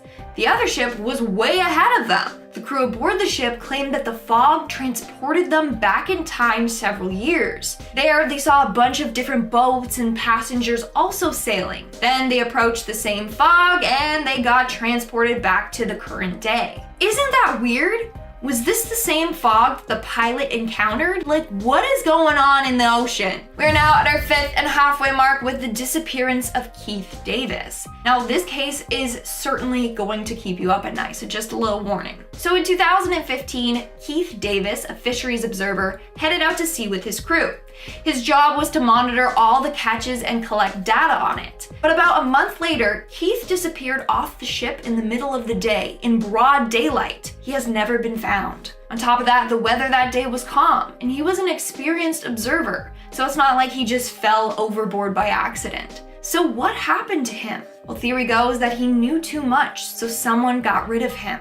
When police searched his email, they found photographic evidence of illegal things happening on board these ships, like they were allegedly smuggling people. He was also keeping track of a number of rule violations. Not only that, a year before his disappearance, Keith sent a mysterious email to his friends. In the email was a video of 4 men being shot to death while holding onto debris in the ocean. So theory goes that Keith was killed for knowing way too much. But still, to this day, we don't know exactly what happened to him. Coming in at number 4, we have the Ellen Austin. In 1880, a ship named the Ellen Austin set sail to New York from Liverpool. During their travels, the crew spotted a ship floating near the Bermuda Triangle. They approached it and found that nothing was wrong with the ship, but all the crew on board were missing. So they decided to put some of their own crew members on board this mysterious ship and have it come with them. But during the trip, the 2 ships got separated. They were separated for a couple of days before the Ellen Austin spotted the ship once again. However, all their crew on board vanished. There was no trace of them. Now, the story goes on saying that they placed another set of crew members aboard the ship, and once again, the exact same thing happened to those men. They disappeared off the ship without a trace. But that account hasn't been confirmed. Either way, this mystery gave birth to an urban legend. Basically, a cursed ghost ship lurks the waters near the Bermuda Triangle. Those who hop on board will mysteriously disappear without a trace. In our 3rd spot, we have the disappearing aircrafts. In 1945, 5 torpedo bomber planes took off for a 3-hour exercise. But while flying over the Atlantic Ocean, they disappeared without a trace. It all started when the flight's leader noticed that his compass wasn't working properly. So he was worried that they were flying in the wrong direction. He instructed the planes to then change paths, thinking that they were going to then be heading towards Florida. But in reality, they were just traveling deeper into the Atlantic. As the planes started getting close to the Bermuda Triangle, their signals began to fail. The last few things the pilots ever said were, and I quote, "Everything looks strange, even the ocean. And it looks like we are entering white water. We're completely lost." Then the communication was cut completely and they were never heard from again. In our 2nd spot, we have the severed feet. What would you do if you were out on a nice stroll on the beach when you came across someone's missing arm or foot? Believe it or not, this has happened a number of times. Since 2007, severed human feet have been washing up on the shore of the Pacific Northwest. The first was a right foot still inside of a size 12 Adidas shoe. The second was again a right foot, size 12, but it was in a Reebok shoe. Since then, 15 more feet have washed up on shore. To this day, we don't know who they belong to or what happened to them, or even if they were victims of the same killer. It's really freaking creepy if you ask me. And in our number 1 spot today, we have the Witchcraft. This is the name of a boat that set sail on December 22nd, 1967. On board was the captain, Dan Burek, and his friend, Patrick Horgan. The 2 headed off to get a good look at Miami's Christmas lights. However, after traveling just 1 mile out, they contacted the Coast Guard, saying that the boat had hit something. but there was no damage. Dan seemed to be calm on the call to the Coast Guard and said they just needed a tow to the shore. So they figured that the boat's propeller was just damaged or something like that. The Coast Guard immediately went out, but when he arrived at the spot the boat was said to be, no one was there. It took him only 19 minutes to get there, yet the boat was already gone. Here's where it gets super weird. This boat was virtually unsinkable. Not only did they have life jackets and lifeboats on board, but the boat had a special flotation device installed in it. This made it basically unsinkable. So even if the boat started filling with water, part of it would still be sticking out of the water, so the Coast Guard would be able to see it. And also, they had flare guns on board with them, so if something serious started to happen, they could have set those off. They didn't. The boat and the two friends on board just disappeared without a trace, and to this day have never been found. Coming up at our number 10 spot, we have the ghost shark. The ghost shark lives in the deep ocean and lives for about 30 years. It looks like a ghost, but arguably even scarier than one. It eats primarily crabs, shellfish, sea urchins, and octopus. Apparently these fish have been around even longer than dinosaurs. Their big eyes can appear dead in the water, but glow when they are exposed to light, giving them that ghostly look. In our number 9 spot, we have the Atlantic wolffish. The Atlantic wolffish kind of looks a bit like a blob with very sharp canine-like teeth. So sharp that it can crush the shells of sea urchins and crabs very easily, and that is what they eat. They can live at depths of 2,000 feet, and apparently they can produce an antifreeze that keeps their blood pumping in freezing water. This fish's overbite and general scary look definitely terrified us humans when we discovered it.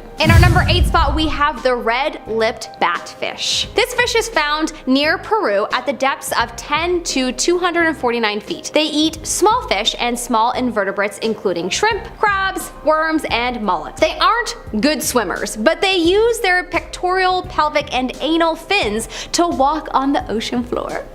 Like this. Anal fins. What? I'm 5. I wonder if whoever discovered this fish was more confused than scared to have found a fish that literally looks like it's wearing red lipstick. In our number 7 spot, we have the dragonfish. The deep sea dragonfish lives about 2,000 feet below the surface and is most certainly a ferocious predator. I mean, look at their teeth. They are clearly born to be fierce. They are quite long, coming up on 6.5 inches, and yes, they do have wing-like fins, which is definitely why they were called dragonfish. They are also called the sea moth, which, yeah, no, that makes them seem less cool because, you know, moths are a pain. So we're gonna stick with the dragonfish. Little is known about their history thus far, which is just another reminder that the ocean is huge and we have so much more to learn. In our number 6 spot, we have the Dumbo octopus. I can't think of the Dumbo octopus without thinking, aw, so cute, it's like Dumbo. It has protruding ears that are like fins, and that is why it was given the name. Its fins act like propellers and propel them upwards, like so. Personally, I don't think this creature is very scary, maybe because the cute name put it in a positive light, but if you are someone that feels uncomfortable looking at a cluster of dots, don't look at its legs. I am that person, and just looking at its suction cup identical legs made me a tiny bit queasy. Apparently there are about 15 different Dumbo octopus species, which is pretty cool, and also they live in the depths of at least 13,000 feet. They are the deepest living octopus known to man as of yet. They measure to about 8 to 12 inches and they can measure to about 6 feet high. They are quite hard to spot as they are known for their ability to camouflage. Pretty cool. In our number 5 spot, we have the frilled shark.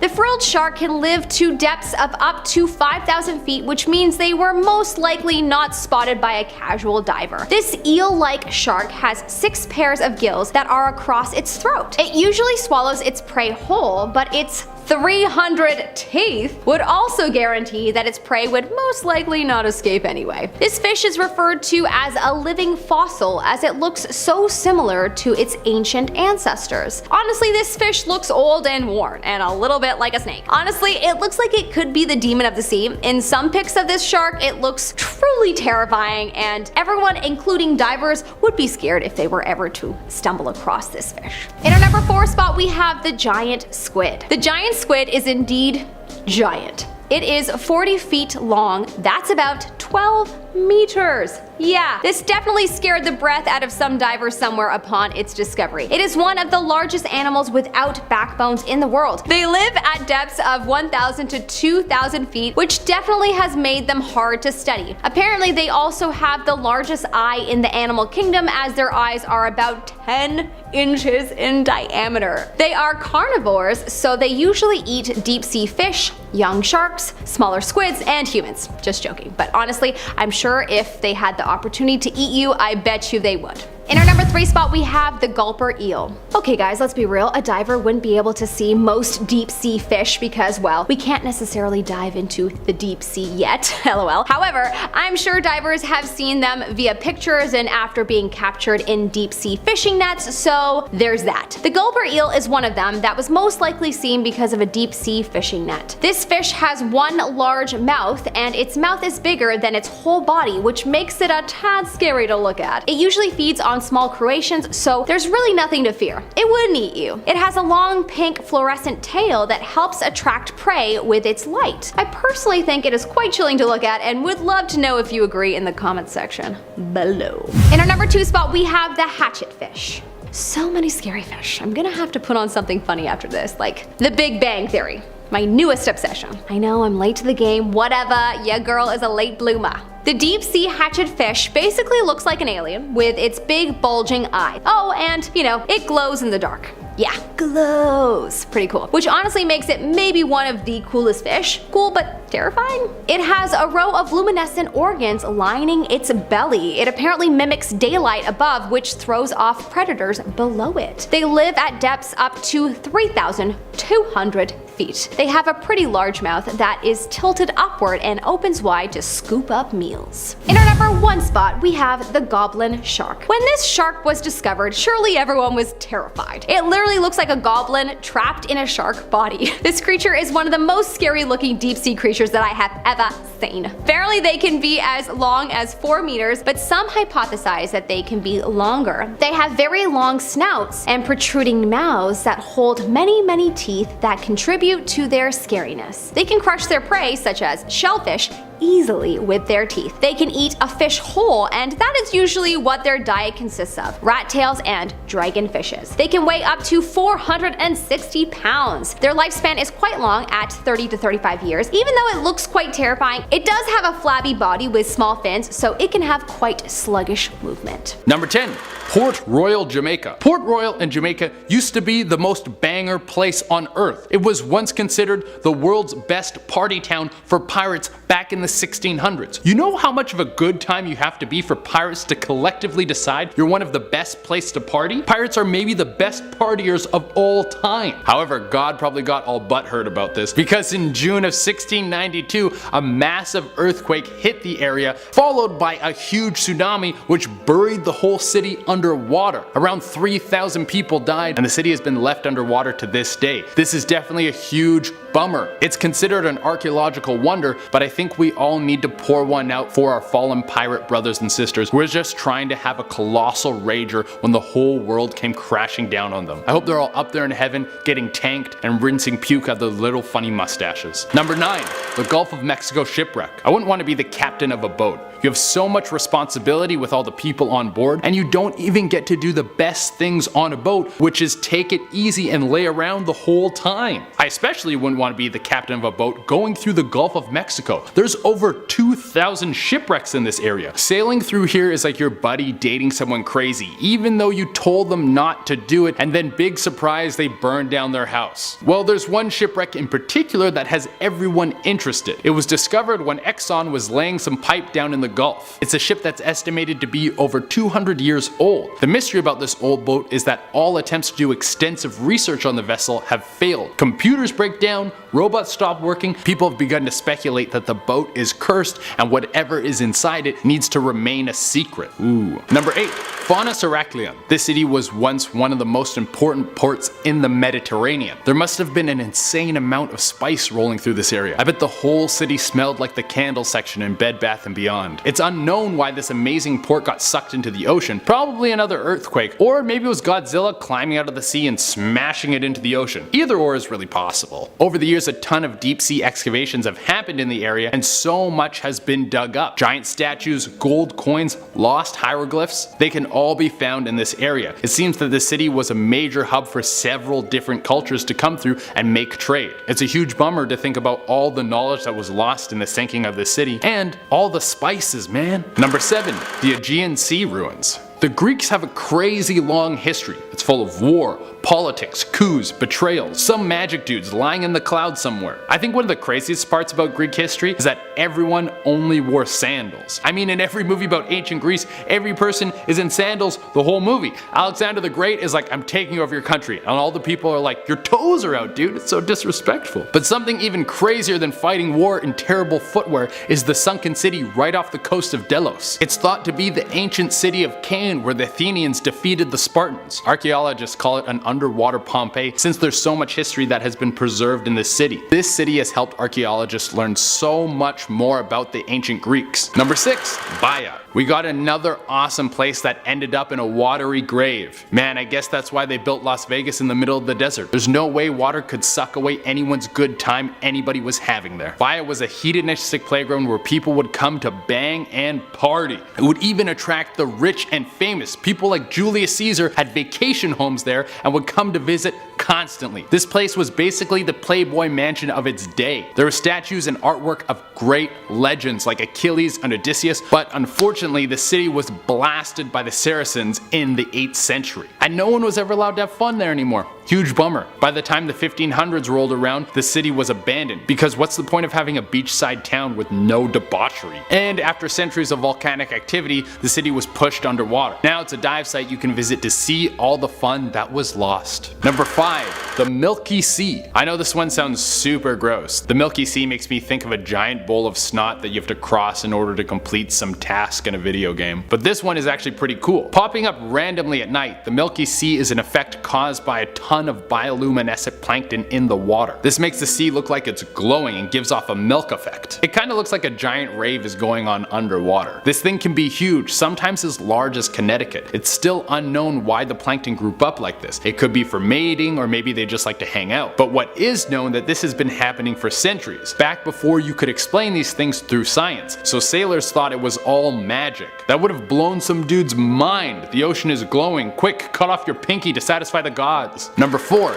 India's underwater city. Another city lost to sea. We can assume that this one was another party town swallowed up to make sure people keep living that pleb life. Although I can't confirm whether or not this place was an endless fiesta, I can confirm that this city is old as hell. It was discovered off the coast of Dwarka, one of the coastal cities of India. After its carbon dating, it was estimated to be around 9,500 years old. If this city is indeed that old, it could mean that the reason it ended up underwater was the melting of the Ice Age, which happened around 10,000 years ago. This would mean that this is one of the oldest cities ever discovered. It would be 5,000 years older than the oldest Mesopotamian city ever discovered. The uncovering of the city was a major find, and it could unlock secrets as to where we came from and who our ancestors are. Number 3, the Bimini Road. The most famous underwater city of all time. It's said to have been the mecca of science and culture, and people from all over the world would come there to learn. Well, it's Atlantis, of course, the apparent lost city where Aquaman is king and pops out every now and again to help the Justice League with fish-related problems. Well, this sunken road off the coast of the Bimini Islands in the Bahamas is said to have led to the missing metropolis. It's made of giant carved pieces of limestone that are too precise to have been formed in nature, so they must have been man-made. Now, did they actually lead to a city? Well, I have no idea, but it's safe to say that there was some sort of structure built in this area out in the middle of the ocean, so who knows. Number 2,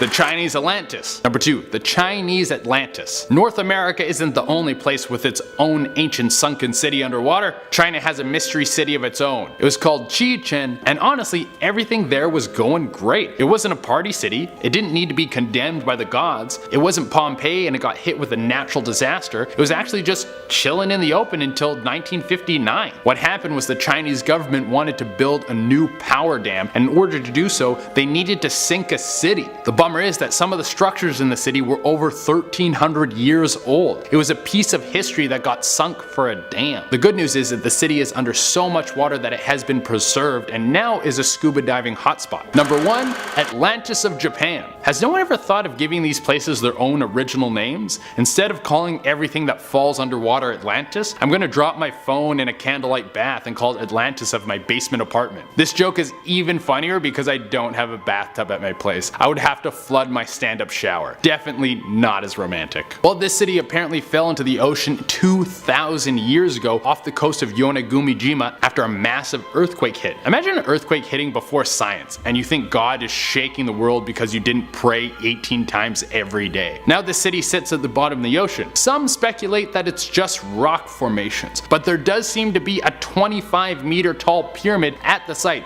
so I don't think that's a natural rock formation. Kicking off the list at number 10, Garfield phones. The Garfield craze began back in 1978. Jim Davis brought to life this lasagna-loving cat, the OG grumpy cat, really, we all know that. And as his popularity grew, so did his merch. A Garfield couch with eyes that's really anybody wants. But the last thing you would expect to see floating in the ocean are Garfield phones. Also, yes, I said phones, as in more than one. There's a lot. Thousands of Garfield phones have slowly been washing up ashore in France for 30 years. Imagine just standing, looking at the ocean, thinking about your ex, pondering life, and then a Garfield phone washes up. You're like, fine, I'll call her. Just not on Monday. I hate Mondays. This began in the 80s, but until recently, we didn't know where they came from. Mysterious Garfield phones for 30 years. Some guy's like writing, he's like, where are these things coming from? We need to know. A farmer read about these phones in an article and how they could, be hurting the environment and all that jazz. And then he came forward and admitted that he knew about the shipping container full of Garfields. Yeah, Rain Morvan. He says in the 80s he found the shipping container in a sea cave. Imagine thinking you found some of the lost billions worth of treasure in the ocean, but then you just open it and it's this shit. Just pieces of Garfield phones that were left over. And also by that point it was too late. Nothing was left in the container, just pieces of it. They were all floating in the ocean. Also, if the ocean gives you a plastic Garfield phone, answer it. Answer the call. Hit the thumbs up, answer those calls. Number 9, closed beach. Okay, you're heading to the beach, you got your flip-flops, a little bit of sunblock on your nose that you haven't rubbed in for some reason. You look ready for the part, but then when you arrive to the beach, it's taped off. Nobody is allowed to get those tan lines. What could possibly be going on? Is there an explosive on the beach or something? What is this? Yeah, that's exactly what happened. Last year, a 100-pound aerial explosive from World War II was found washed up along a North Carolina beach. German U-boats would target the area during World War II, nicknaming it Torpedo Junction, so it's not really too odd that something floated in here. But today it's more commonly known as Hatteras Beach. Even the iconic lighthouse from the late 1800s, that was closed off to tourists while this was happening. There was a half-mile safety parameter just in case. But after a close inspection of the explosive, it appeared that it was still live. So while the explosive was in the water, they detonated it before, anybody else accidentally did during a game of Marco Polo. Number 8,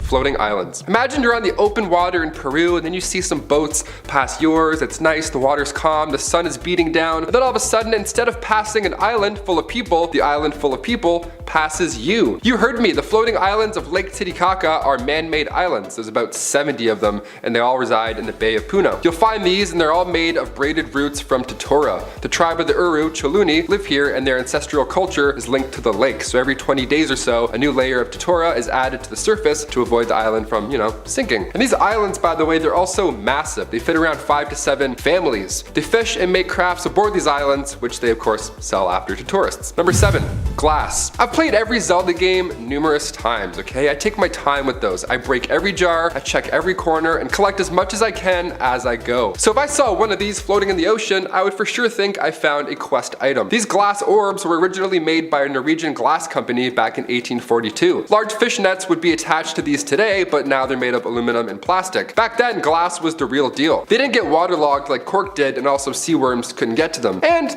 most importantly, they're beautiful to look at. So every year in Lincoln City on the west coast, there's a big hunt where about 3,000 glass orbs are hidden on a public beach. Now, if you're lucky, you might find an original float-in, but the odds of that happening are, you never know. The Garfield phone thing, it might happen. I've been watching glass blowing shows on Netflix. This sounds like the coolest job ever. Yeah, my dad makes glass. He makes glass orbs. Is he a magician? Maybe. I'll never tell. Number 6, tombstones. Back in 2012, the world did not end, obviously, but if you believed it was going to, and then you saw a tombstone wash up on a popular beach, you probably never asleep. That's a sign, it's a clear sign. That's exactly what beachgoers experienced back in May 2012. Two friends were on a nice beach walk, they were talking about their life and goals and aspirations, all that good stuff, and they were on the coast of San Francisco's Ocean Beach when something that looked like a fridge started to crash through the water and wash up. It was not a fridge, however, it was even worse. A tombstone from the year 1876. Huh? That's haunting. It originally belonged to a woman named Emma Bosworth, and then just 1 month later, another stone rolled up.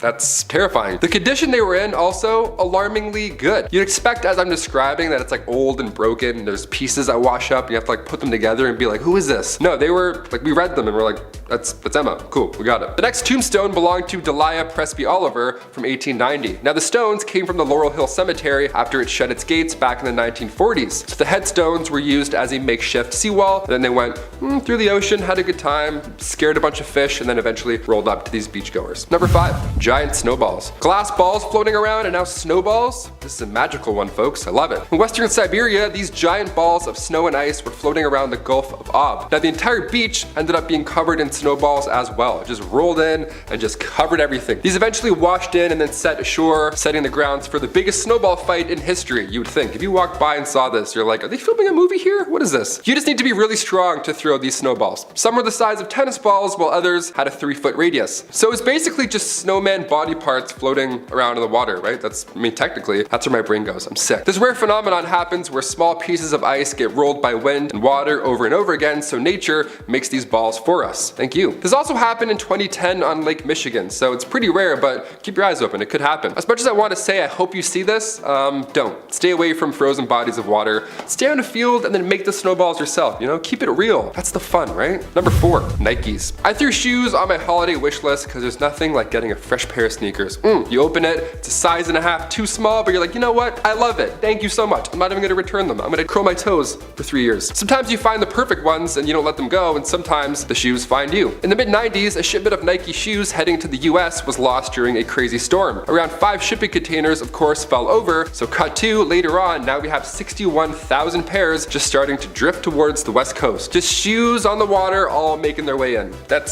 It sounds funny in my head, it's pretty funny. People saw shoes in the water floating in. Do you know how afraid I would be if a shoe brushed against my shoulder while I was taking a dip? My brain would go to the worst place possible. Now these shoes luckily didn't belong to anybody, but they all did have the same serial number by chance. So what started as an ocean mystery ended up working out for the better. Nike lost a lot of money, which is cool, and then we tracked the shoe's journey, learning more about our ocean currents. Win-win. Number 3, eggs. Easter egg hunts are pretty intense. When I hide eggs from my siblings, they never found them growing up. There were also times where I even forgot where I put them. That's how good I was. You hear me? Never put them in your floor vent. That's no good. It gets hot and then yeah, it's gross. Tens of thousands of plastic eggs surrounded a German beach back in 2017 along the North Sea near Germany-Netherlands border. Now these plastic eggs were released to the open waters after a storm threw a shipping container overboard. So the way they cleaned all these up, by the way, was just genius. They literally just told a bunch of kids, hey, there's Easter eggs here, go clean them up. And then they gladly did the largest plastic ocean cleanup in like 1 day. It was amazing. Number 2, pipes.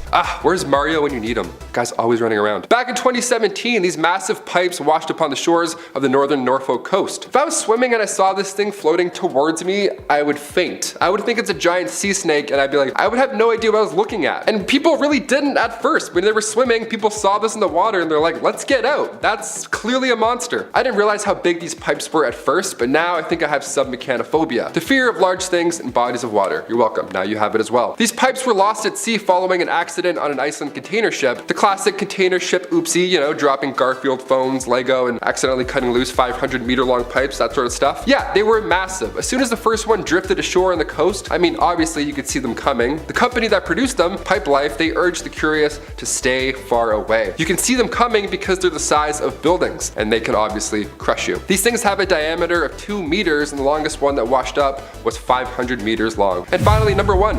Challenger parts. When the Challenger broke apart 73 seconds after liftoff on January 28, 1986, the ship's fuselage broke apart and sadly the lives of all 7 crew members were taken. Now the ship exploded and sent pieces into the ocean, and a decade later, parts of America's lost history began floating back near the waters around the Kennedy Space Center. The Challenger initially landed about 22 miles away, and all that time later, this piece that weighs hundreds of pounds came back home. This creeps some people out, but it kind of gives me a little comfort, if anything. The fact that 11 years later, this started to swim back. I mean, sure, that's how currents work and all, but that close to that same space center, it's the heart. I don't know. Something's going on here. While this one isn't exactly mysterious, it's a nicer one to end this list off. Debris from the Challenger is currently on display at the Forever Remembered Memorial at the Kennedy Space Center. Go check it out. Kicking off the list at number 10. Titan's ocean.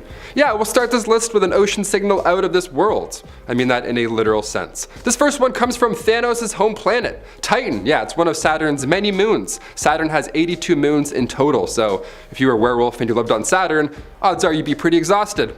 Around 10 years ago, NASA's Cassini spacecraft detected water inside the shell of ice that is that moon. That's pretty exciting. Also, water in space anywhere is exciting, but also I'm like, aliens, they're coming.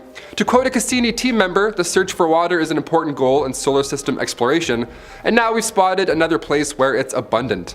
Abundant, did you hear that? It's abundant. Nice. We love abundant sea creatures resting on the moon Titan. NASA has detected low frequency radio waves on Saturn's icy moon, and it sounds pretty eerie. To know this is off planet entirely, if there's water involved, I don't want to hear any space whales. I'm all set. Number 9, submarine propeller. When it comes to creepy sounds or signals heard from the ocean, here or out there, it really depends on who you ask if it's creepy or not. A submarine propeller firing up underwater, to many, is nothing. Just another day working on the Navy, if anything. But this guy, with submechanophobia, the fear of big things underwater, the sound of a submarine propeller firing up is absolutely haunting. My palms are literally sweating just reading this. The noise of the propeller is traceable, but the sonar, that can mess up some whales. Sonar underwater is so loud you can feel it through your entire body. It's definitely not something you want to witness up close. It's like standing near the speaker at a club. Your bones just feel it. Take a listen. Take a listen. Also, a little headphone warning. It's exactly what you expect. Number 8, slow down. Not to be confused with Slow Ride, that's an absolute banger from the 70s. Slow Down was recorded on May 19th, 1997, so a little bit later. It was picked up in the equatorial Pacific Ocean, just in the middle of literally nowhere. The National Oceanic and Atmospheric Administration picked it up not once, but several times every year. Our best guess as to what this sound is, perhaps it's moving ice in Antarctica. But the fascinating part here is that this sound decreases in frequency over time. It takes about 7 minutes in total, so we can't include the entire clip or else you'd be pretty bored. But here's the clip 16 times as fast.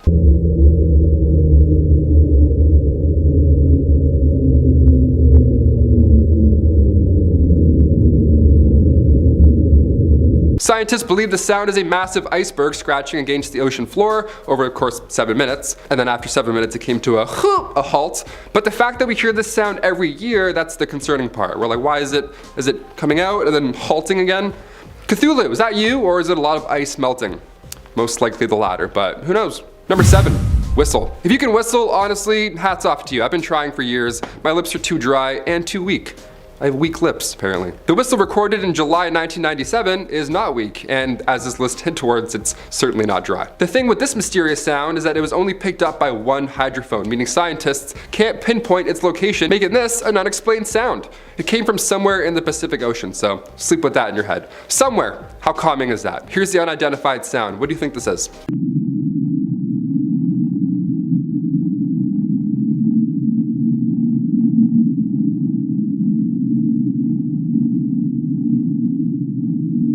The National Oceanic and the NOAA rather, has compared the sound to some volcanic activity heard in the Mariana volcanic arc. But again, we can't pinpoint it at all, so we have no idea. We need 3 hydrophones to do so. This one was only heard in 1. Number 6, upsweep. Unidentified yet again. Love to hear it. Literally. Sound travels much faster underwater than it does in air, more than 4 times as fast. So when we hear these noises, 1, they're incredibly loud, which is the most impressive part in my opinion, but because sound travels so quickly, it's hard to find out where these calls are coming from. Upsweep is an unidentified sound that was heard throughout the entire Pacific Ocean. When the Pacific Marine Environmental Laboratory fired up its sound surveillance system back in August 1991, these sounds were heard.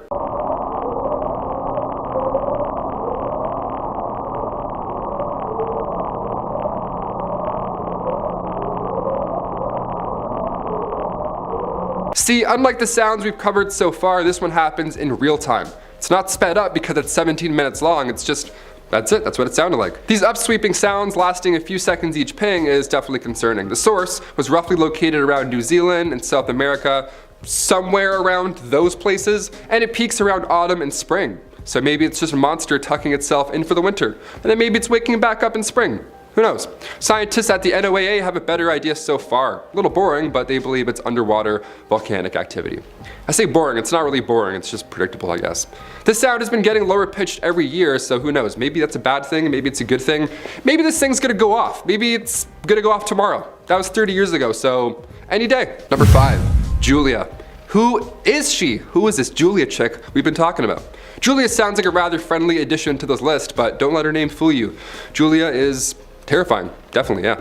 Back in March 1999, this noise here was recorded again by the NOAA, and this time the noise was heard across the entire Pacific Ocean hydrophone array. So across all that distance, we heard Julia. So whatever made this noise, be it an iceberg, volcanic activity, giant fish from Legend of Zelda, it's got power behind those vocals, you know? She's loud. The point of its origin is determined to be somewhere around Bransfield Straits and Cape Adair. This Cape Adair gets a lot of action in the world, sound-wise and bloop-wise, and we think it's because of icebergs, but maybe the Kraken's name is just Julia. Maybe this is her just slowly introducing herself to the world. Again, it's a long clip in real time, but sped up. Sounds like somebody's humming underwater. It's terrifying. Take a listen.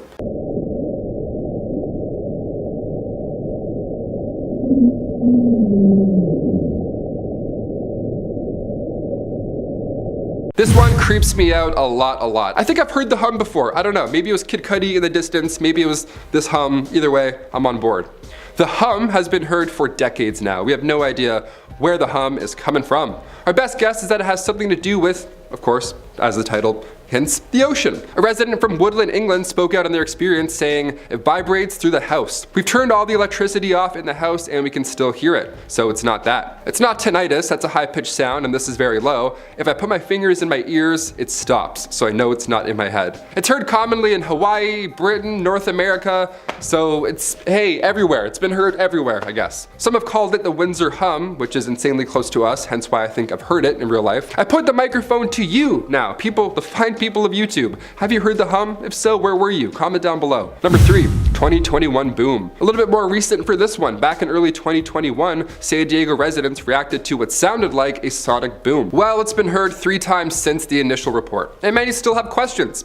I have questions. Now you have questions. Windows were shaking, doors were rattling, all of San Diego heard and felt this thing. But what was it? An earthquake? Being in San Diego and all residents are used to earthquakes, but this was entirely different. Everyone felt something new here. Also, it helps to know that no earthquakes were reported at this time, so that theory is just out of the way. And the Marines didn't take responsibility for it as well. And if it was a sonic boom from a plane, well, that would be pretty obvious. We'd kind of have an idea. We'd have a few ideas if it was a plane ripping overhead. Plus, they're not allowed to do that kind of stuff that close to the coast. December 28th, 2021, residents were posting their thoughts on Twitter. One user tweeted, San Diego is cool because I'm like, oh wow, just felt an earthquake, but not actually, it was a sonic boom. Well, keep an ear out for any more mysterious sonic booms coming from the ocean in 2022. The last one wasn't long ago at all. If you live in San Diego, drop us a comment, help us understand what's going on. Number 2, the train.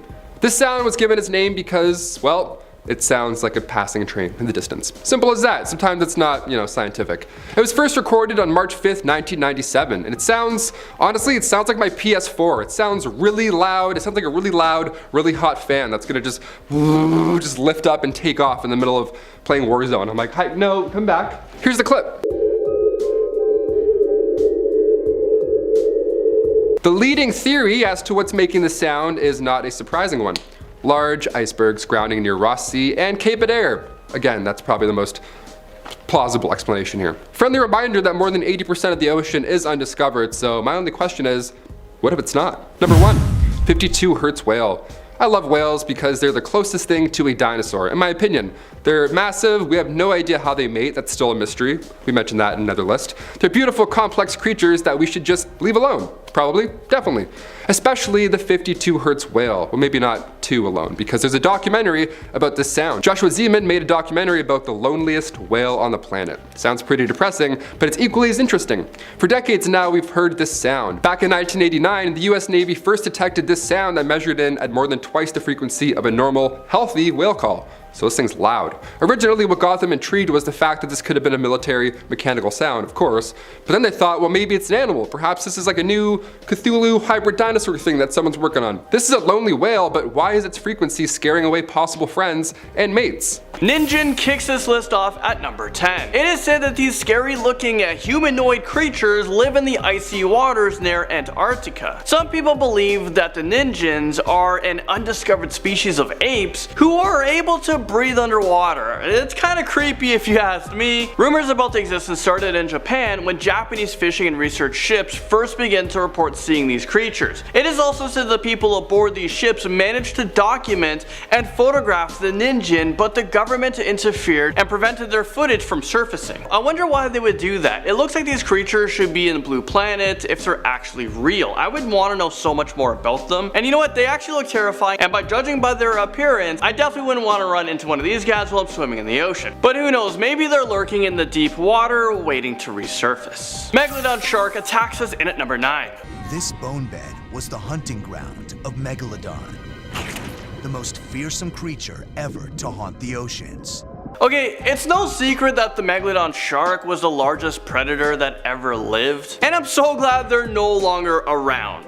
Or are they? Well, these monsters reach lengths of up to 60 to 70 feet and weighed over 60 tons. Their teeth can easily reach sizes of over 7 inches long. Aside from being gigantic, the Megalodon used to eat whales for breakfast. They actually had to consume over a ton of food per day in order to stay alive. Fossils of their teeth have been found worldwide, so it appears that the Megalodon was able to live anywhere in the world where the ocean was warm enough and the food was plentiful, and also where there was a lot of food. Scientists believe that the Megalodon went extinct around 2.6 million years ago, but what if they were wrong? Could we have a more terrifying creature than Jaws lurking at the bottom of our oceans? Well, I guess unfortunately for us, only time will tell. Iku Torso hits us hard, just like that, in at number 8. Well, let's take a look at this ugly thing. I bet the ocean is full of ugly creatures just waiting to be discovered. I can deal with the possibility of ugly sea monsters, but I can't deal with them if they have the potential to attack or even kill me. Well, the Iku Torso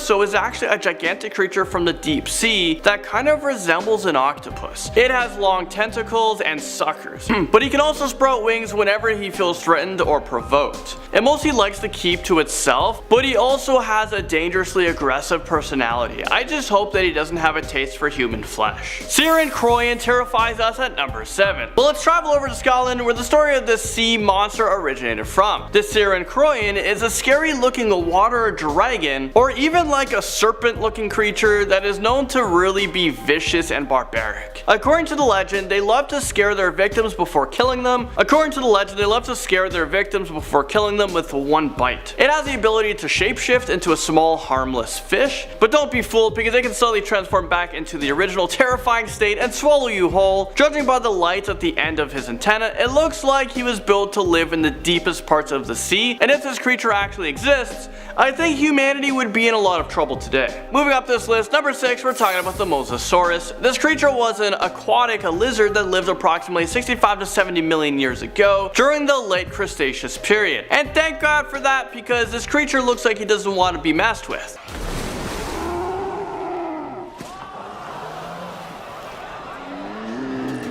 They were approximately 50 feet long and weighed about 15 tons. To top it all off, their jaws were full of razor sharp teeth that can easily destroy an animal that crossed his path. So what did these creatures like to eat? Pretty much anything. So can we actually be 100% certain that the Mosasaurus went extinct? I mean, the ocean's only 5% explored. It could be living in areas that humans aren't able to get to. I mean, anything is possible, right? Leviathan crashes this list at number 5. This Godzilla looking creature is known to be an enormous sea monster in the Bible, but could he actually exist? Well, the stories say that the Leviathan is a fire-breathing monster that could boil the surrounding water. It could make the water so hot that it can easily just melt your skin, so the Leviathan would find sailors and ships, boil the water, and cause violent deaths. This monster is so savage. I know he's only a monster in the Bible, but what if something similar was alive today? Maybe they live in the Bermuda Triangle and they're actually the ones that are causing the people and the ships to go missing? I mean, it's a far-fetched thought, but what if it was true? Kraken jumps onto our list at number 4. Kraken jumps onto our list at number 4. The Kraken originated as a Norwegian folklore story, but what if it was just more than a myth? The story says that the Kraken is a huge beast. Apparently he's the size of 10 ships or a mile and a half long.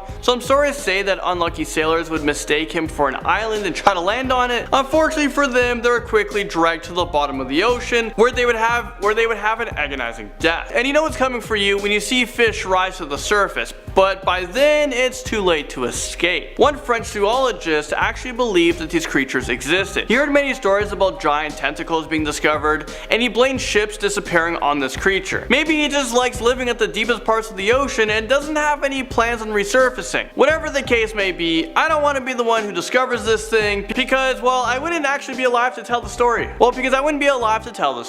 The Leviathan Melville swims onto this list at number 3. Okay, this monster looks absolutely terrifying. It looks like it came straight out of my nightmares. Oh, and did I mention this creature used to live in our oceans, like for real?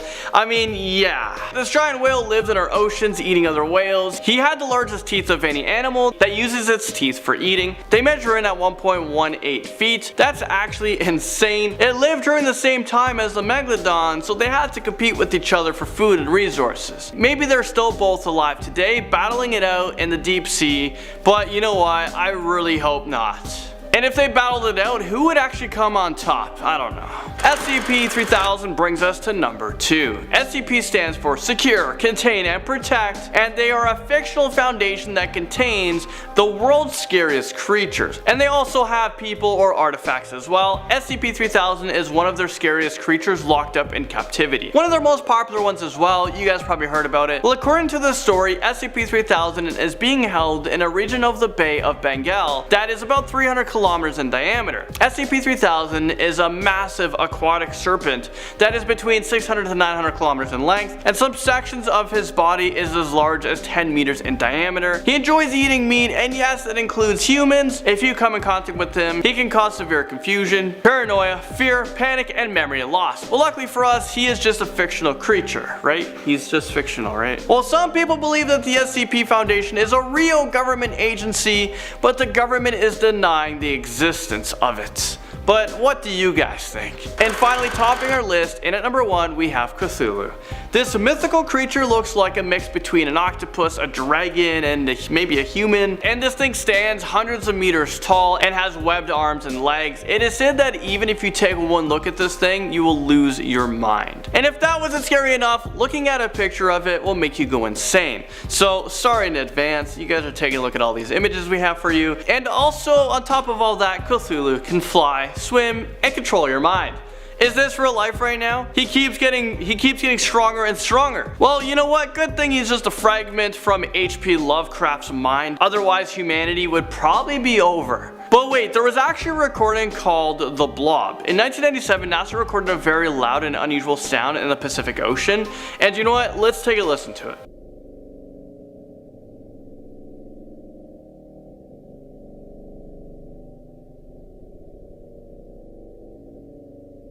It can be heard from over 5,000 kilometers away, which means that whatever is making this noise is very loud and humongous. From this sound, it is predicted that there is something dwelling in our ocean that has yet to be discovered. Could it be Cthulhu, or could it be another creature on this list? Well, you know what? I'm going to leave that question up to you guys.